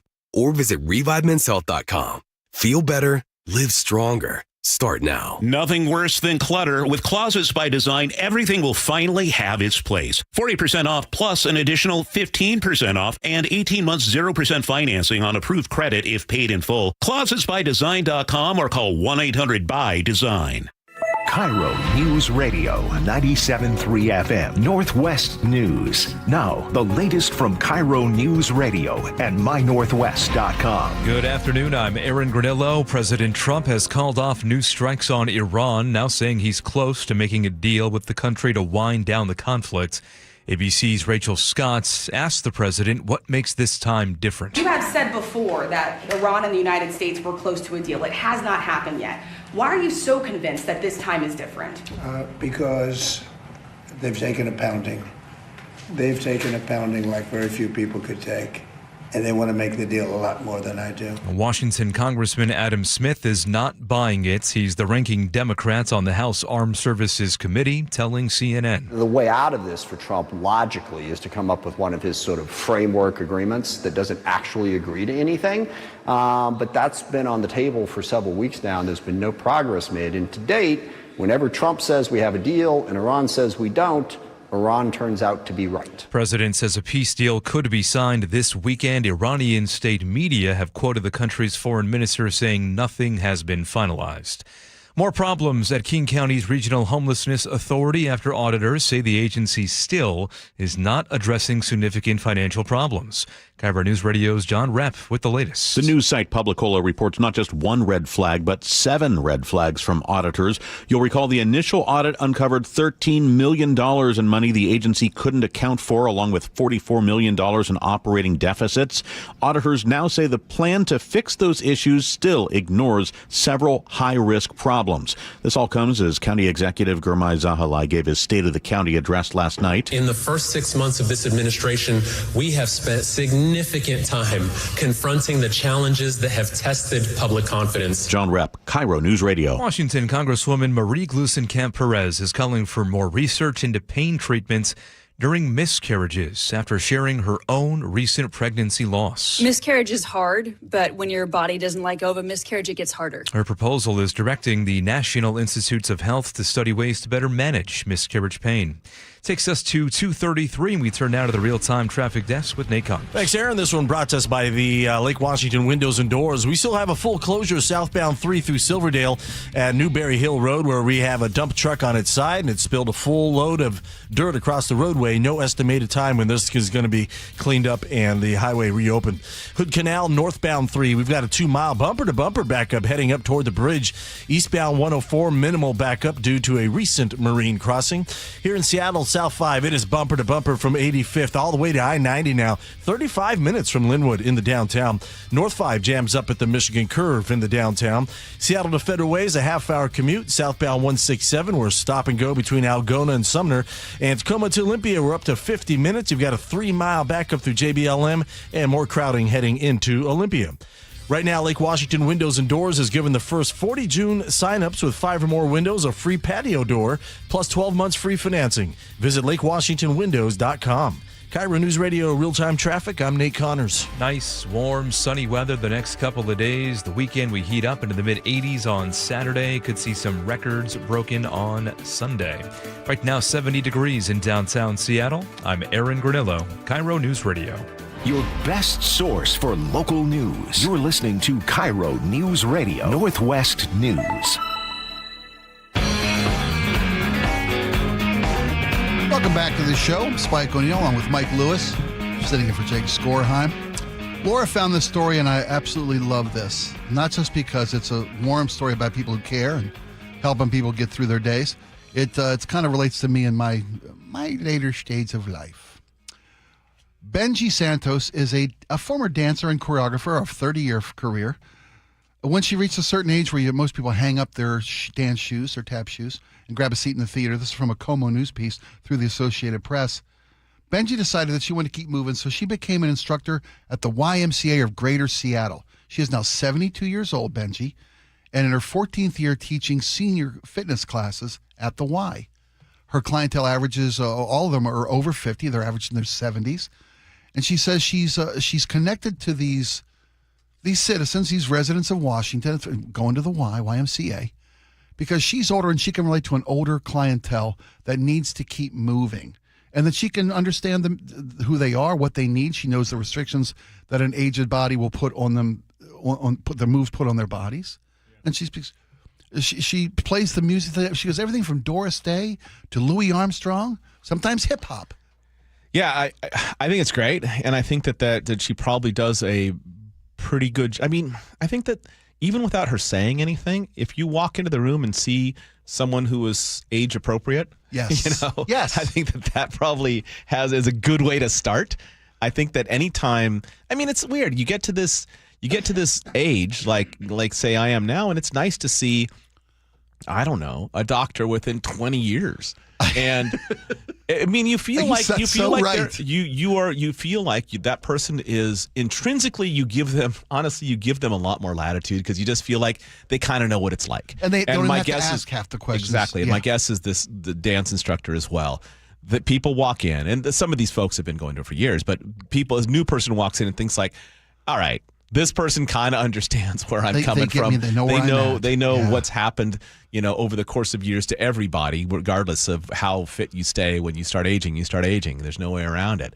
And I imagine that also goes a long way. And then they find out she's, dynamite at what she does anyway. Yeah. But I think it's kind of nice. Here's a funny thing. So I was talking with my friend, and we both have been, like, since we were kids, we both love motorcycles. And we were talking about how great it was, when we were younger. We had these older, mostly guys who's kind of, even if they were reluctant, and even if you just hassled them with questions all the time, but were kind of your lodestars for figuring out, like, how do I work on this? How do I, writing, all the stuff that comes along with it. The people who had already built a community that you could sort of work your way into. Yeah. Like in my friend's case, it was, he grew up in Chicago and knew all these old guys with Vincent motorcycles back when they weren't all sort of museum pieces, but when people actually rode them, right? Maintained them and rode them, yeah. So a lot of maintaining. And then we were talking about this, a shame, like, because we run into young people every now and then, say some guy or girl in their 20s who's just getting into bikes, and that there's a problem with, like, these older mentors just not existing anymore. And there's been a lot of discussion, specifically sociological discussion, on young men not having mentors, in any great degree. And we're going back and forth on this, and I said, it's a shame that they don't have them. And then we looked at each other and we're like, oh, I guess we're supposed to be them. That's actually supposed to be us, How right? come nobody's doing that, Mike? Exactly. Like, why aren't they older? Oh wait, that's me now. So it is a reminder that it's nice to get to that place and, like other people do, and maybe give back once you get there. You mentioned doctors. We had a family doctor for us, our general practitioner, GP, for over 30 years. My wife and I, and this Dr. Friedman, raised both my kids in his office, knew everything about us. We didn't have to go through our history every time. And he retired about 3 years ago. And first off, kind of traumatic. Finding a new GP is hard. No one's taking new clients anymore. Very. And it's been, trial and error. My wife and I finally found a doctor we really, really like. Yeah. But the kid is literally less than half my age. But it's funny. Let me ask you this. He's Asian. Mm-hmm. Okay. And that's neither here nor there for me, but he has an understanding of my life. Right. That I don't know that someone who doesn't have a multi-generational life experience, which I think is more common in that community than mine. Yeah. He really understands the things about my body and my age, and it's comforting. It's reassuring. Yeah, I mean, I think that happened with me twice now. I've had two doctors retire, both of whom I felt, because they were both, like, sort of, in my age cohort. Both were older than me, but both in my age cohort, and I kind of liked it. And then I ended up with a new doctor who's much, much younger. But I always try and give people the benefit of not just the benefit of the doubt. They're doctors. They're obviously much better informed about this stuff than I am. But I wait to see how well they listen.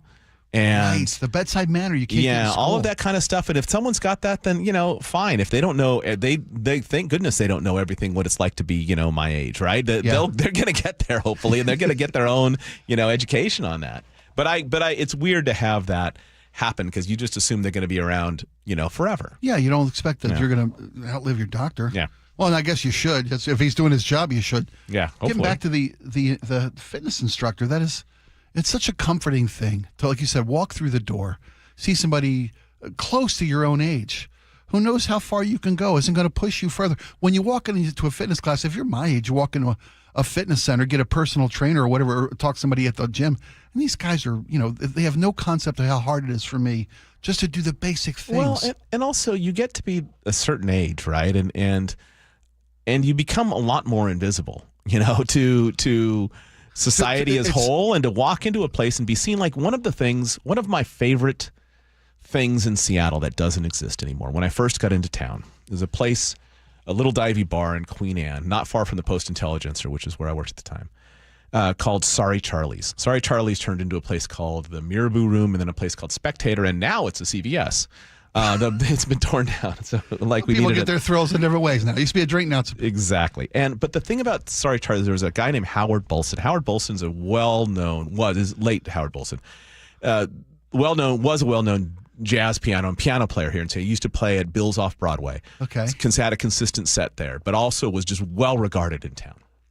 On I think it was Sunday nights, he used to do this karaoke night. Yeah. And the karaoke night was him accompanying you. Live piano company. So uphill from Sorry Charlie's, where the CVS is now, is Bayview Retirement Home. It's a tower. I mean, there's a lot of retirees living in that place. And every Sunday night, they dress up like a bunch of them and come down there. And Howard was the kindest. Yeah, he would change both key and meat. He would find meet that singer. He would make make you sound as good as you possibly could, because there were some really good singers that show up there, and some like every karaoke night, and some really terrible ones. But he was patient, and he knew everything off the top of his head. I used to just go down there and hang out just to watch, because it was cool, especially the fact that everyone dressed up for it. It was beautiful. Awesome. That's one of the things I will miss in Seattle for the rest of my life. Amen. All right, folks. When we come back, we'll bring you the best of the text messages you gave us, your input into the show, and your reaction to the stories we covered. Coming up right next on Jake Spike Show. Mike Lewis.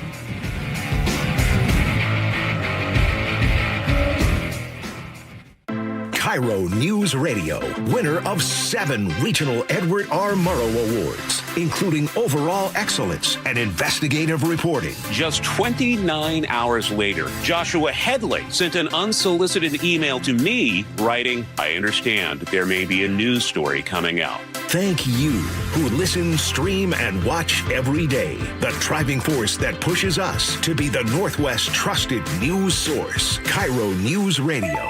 97.3 FM. Hey, Spike O'Neill for Aegis Living. Recently, my aunt had surgery. She came home that very next day, but we had some, we didn't sure if we had the expertise to give her the kind of care and attention that she deserved. So we called my friends at Aegis Living and asked about respite care. That's short-term stays at Aegis Living, whether it's 2 days, 2 weeks, 24/7 expert medical attention, plus all the amenities that come with an Aegis Living facility. If it's what your family is looking for, give my friends at Aegis a call or go visit aegisliving.com/spike. Schedule a visit. That's aegisliving.com/spike. Don't wait, insulate. Last year, American Crawl Space and Pest Services gave over $2 million in insulation rebates from PSE, more than any provider in the state. If your home was built before 1990, you're eligible for recouping up to 95% of insulation replacement costs. Insulate with American Crawl Space and keep your home warm during the winter and cool during the summer. American Crawl, the heroes you call. I just can't dig it. Dig what? My water line. Needs replacing? And I don't want digging in my yard. And maybe your driveway. Can't dig it. Don't dig it. But how do you? Apollo Plumbing replaces water lines without digging up your yard. You're Dan. From the Ready Right Now plumbers. Apollo Plumbing. Our trenchless technology replaces water and sewer lines. Without digging up my yard? 2 little holes is all it takes. Sounds better. Faster, too. And my yard? Like we were never there. Sounds spendy. Not so much. Oh? In the end, about the same as that messy digging you don't want. How do you figure? Think about that landscaping you love. Yeah? Trenchless means you won't be paying to replace it. Or my driveway. We run everything underground. Trenchless? Do them all the time. How about... Easy payments? Yeah. With approved credit. Sure thing. When can you get started? We are the Ready Right Now plumbers. Love that. Apollo Plumbing, trenchless waterline replacement. Sewer lines, too. Can you dig that? That I can. ApolloPlumbing.com. You could sleep through the night without thinking twice. You could take a seat in the middle of the theater. You could drive without worry of where the next restroom is. You used to say yes, and somewhere along the way, you stopped. Not because of one big moment, because of 100 small ones. A little more urgency, one more trip to the bathroom at 2 a.m., one more mental note about where the restroom is. It happened slowly enough that it just became you. But it's not you. It's enlarged prostate, and there's a treatment called aquablation therapy, the only ultrasound-guided robotic-assisted therapy for enlarged prostate. Find an aquablation therapist near you. Call Aquablation Seattle at 206-666-2466. 206-666-2466. That's 206-666-2466. All surgical treatments carry risks, and results may vary. Side effects may include urinary symptoms, mild pain, ejaculatory dysfunction, or infection. In rare cases, complications to the urethra and rectum may occur. Aquablation therapy may not be right for everyone. Talk to your urologist to learn more. Visit aquablationseattle.com. What if you could have the most reliable fiber-powered Wi-Fi? And get this, what if you could keep it at the same price for 5 years? During the Xfinity Summer Savings Event, now through June 15th, new customers can get our best price on gig Wi-Fi, just $50 a month for 5 years. And get online in minutes with same-day Wi-Fi. It's Wi-Fi that finds and fixes problems before you even notice them, like super intelligent Wi-Fi with a sixth sense. Plus, add one line of Xfinity Mobile Select and you can save an average of $60 a month over Verizon and AT&T. You can even try it free for a year. Lock in your price and unlock the possibilities during the Xfinity Summer Savings Event. Get it now at Xfinity.com. Xfinity. Imagine that. Restrictions apply. Requires paperless billing and auto pay with stored bank account. Taxes and fees extra. Savings based on 1 gig internet and 1 mobile select line compared to similar Verizon and AT&T plans over 5 years. After 12 months, regular rates apply to mobile select. Xfinity internet required. Speeds vary. Use of fiber coaxial cable. Whatever the heat index, stay cool this summer. Your local Bryant dealer can make sure your system is up to the task. Whether it's maintaining your current system or installing an energy-efficient Bryant Evolution cooling system with perfect Humidity Plus technology, your dealer will give you what you need to help your family beat the heat. Learn more and schedule an appointment with a factory-authorized dealer today at BryantNorthwest.com. That's BryantNorthwest.com. Bryant, whatever it takes.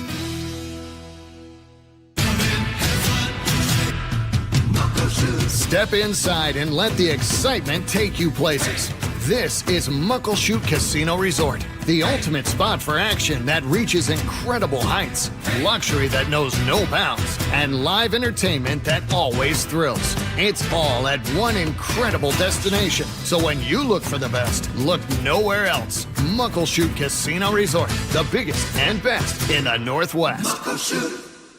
Epic parties start at Staples. Now you can grab Party City balloons, decorations, and tableware, plus matching custom invites, banners, and more right at Staples. That was easy. For over 50 years, Bucky's Complete Auto Repair has been the one locals trust for fast, friendly service with guaranteed repairs. With 16 family-owned locations and a Carfax preferred badge, Bucky's makes it easy with same-day service and available financing. Visit Bucky's.com. Olympic Hot Tub has more ways than ever to achieve total wellness at home. Immerse yourself in a saltwater hot spring spa and let jets melt stress away. Enjoy a refreshing swim in an endless pool swim spa. Retreat to healing warmth and detox in a Tilo sauna. Then awaken mind and body with a cold plunge. You'll be saying, ah, in no time. Your path to wellness starts today at Olympic Hot Tub. Current specials with exciting savings at OlympicHotTub.com. Better you, better life.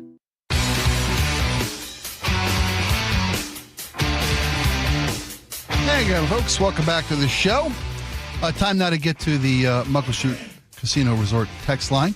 Your input in the show today. We got a lot of feedback today. Laura, why don't you get us started? Yeah, on Mike Lewis filling in, Dave in Redmond says, oh, how wonderful to hear Mike on with you, Spike. I do wish Mike was a regular back on KIRO. Yeah, I'm one of your P1 listeners from back in the day. This means the check got to you, Dave? Well, also got to Mindy, too, because Mindy in Buffalo says, what a bonus. They love it when Mike fills in. Mindy also receives a check. So do we need to call it something Mike and Spike on the mic. There you go.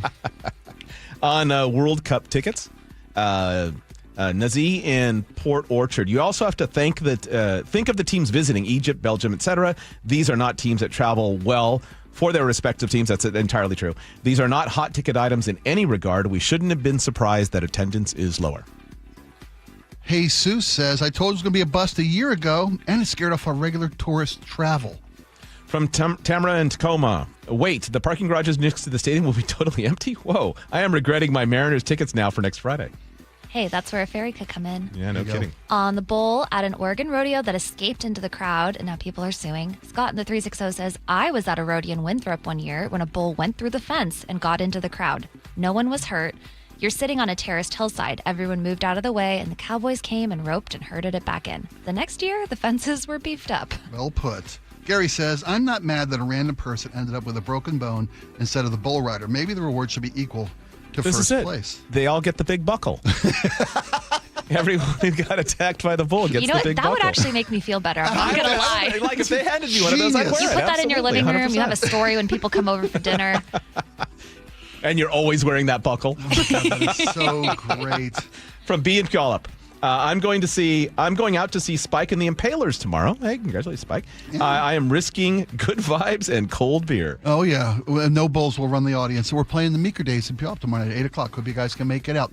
On President Trump using national park fees for vanity projects in D.C. That was my editorializing, by the way. Well, no. I think that's a pretty common understanding of the situation. Barbara says, Mike seems so, it is what it is. No, I'm fired up. I have a grandson born on Earth Day, and every year I donate money to our parks in his name and find little-known environmental charities in dire need that we can help.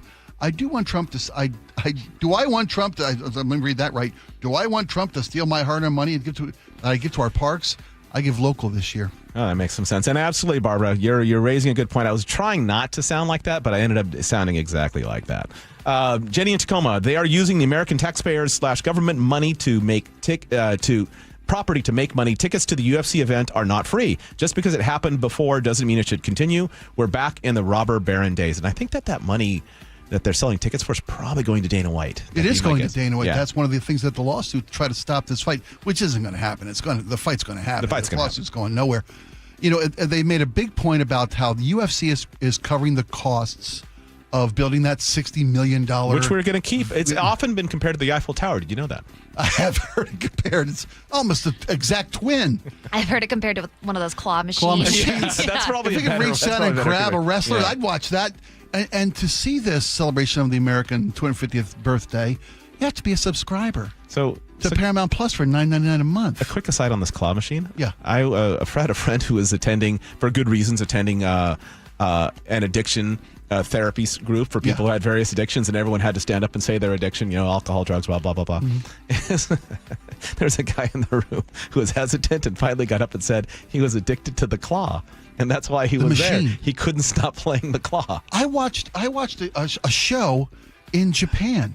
It's big there. When we were in Japan, there are these palaces, like you think of a pachinko palace, filled with the versions of the claw machine. This one guy was spending $800 a week at the claw machine. I can't imagine. It's like, you can buy everything in that machine for less than $800, right?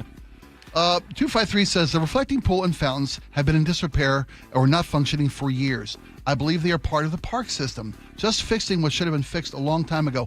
253, I agree with you completely. The problem is we spent 4 times what was projected with a no-bid contract, and that kind of thing we can't tolerate. From C in Arlington. Hey, and by the way, thank you folks for weighing in with my mild obsession on the ferries. I appreciate you. There's other people out there like me. Hey guys, we rode the Eastern Washington Keller Ferry about 30 years ago. When I saw it coming across the river, I told my husband there's no way I'm getting on that thing. Best ferry ride ever. Held only 12 cars. The day we were on it, we were the only vehicle, our truck and camper. You need to check it out. Thank you for a great show. Oh, that's nice. Bernie and Squim says, and I think he's told the story before, but it's so good, we'll read it again. Bernie and Squim says, National Geographic moment on the Port Townsend Keystone Run. I was front row going to Whidbey Island and had my book on the steering wheel while listening to the radio. There's one of the huge navigation buoys up ahead with a monster sea lion sunning itself. The buoy is tilted quite a bit. A great white shark hit the sea lion and dragged it into the depths amid swirling red, white, and pink bubbles. The buoy's going back and forth, its bell clanging, and I lock eyes with the guy in the car next to me, and we're pointing and mouthing words and gesticulating wildly, and the boat just slips by all in 2 seconds. Shark Week, baby. Shark Week, baby. I saw something similar, although I saw it just after the attack off the Fairlawns outside of past Golden Gate Bridge, and it was two or three sharks attacking an elephant seal, and it was violent. Like I had never seen anything like this before. You think that's fun? Coming up next, the John Curley Show. Folks, thanks so much for your time this afternoon. Mike Lewis, always a pleasure. Great job. Absolutely. Thanks so much for your time today. We'll see you guys back here tomorrow. Don't go anywhere. Choke Points with Chris Sullivan. With Choke Points, we try to answer listeners' questions. It can be as simple as a neighborhood stop sign, or it can be as big as the budget for transportation. I don't care. I'll find the answer for you. It's really easy to get a hold of me at mynorthwest.com. We have a direct link there that gets right to me. You can also do it in the app. You can hit me up on the text line. Choke Points, presented by Carter Subaru. Tuesdays and Thursdays on KIRO News Radio 97.3 FM. At Fisher Investments, we may seem like other money managers, but we're different. Are you really that different than the rest of us? We are. As a fiduciary, we always focus on what's best for our clients. What services do you offer besides investing? We have a team of specialists in financial planning, estate planning, and more. Your clients rely on you for all that? Yes, we ensure clients receive unparalleled service at every step of the relationship. Okay, but you still sell commission-based products, right? No, because we believe that's a conflict of interest. We prioritize service over sales goals. So, then how do your fees work? We have a simple and transparent fee that's a percentage of our clients' portfolios. So we do better when our clients do better. Wow, we're more different than I thought. At Fisher Investments, we're clearly different. Learn more at fisherinvestments.com. Investing in securities involves the risk of loss. Hey, it's Jason Rantz. If your air conditioner is barely hanging on, CM Heating has one of the best offers I've heard this summer. Right now, you can get any size high-efficiency AC system for just $179.99 a month with zero upfront cost. And here's the game changer. CM Heating's Comfort as a Service program includes lifetime repairs, annual maintenance, and even filters at no additional charge ever. Go to cmheating.com and schedule your free estimate online today. License number CMHEAHL 751LW. Please be advised. You may want to stop eating the following foods immediately: broccoli, kale, bean sprouts, blueberries, quinoa, spinach. Wait, what? I thought those were good for me. Turns out, not for everyone. Because what's healthy for one person can cause inflammation for another. And the only way to really know what your body needs is to listen to it. Listen how? That's where Viome comes in. Viome is a simple at-home gut health test that looks at your body's real-time biology using RNA to understand what's happening inside you right now. When your results come in, you'll learn exactly which foods to eat, which to avoid, and which supplements are right for you. All based on the world's largest RNA-based human biology database and thousands of clinical research studies. And many people who use Viome report more energy, better digestion, and a better mood within months. So stop guessing. Start knowing. Learn more at Viome.com/gut. V as in Victor, IOME.com/GUT. And use coupon code GUTHEALTH50 to save $50 off your purchase. Viome. Trust your gut. Upgrade your home with Lake Washington Windows and Doors. Be among the first 40 June projects to sign up for 5 or more installed windows and receive a free patio door. Plus, enjoy 12 months no interest, no payments financing. LakeWashingtonWindows.com.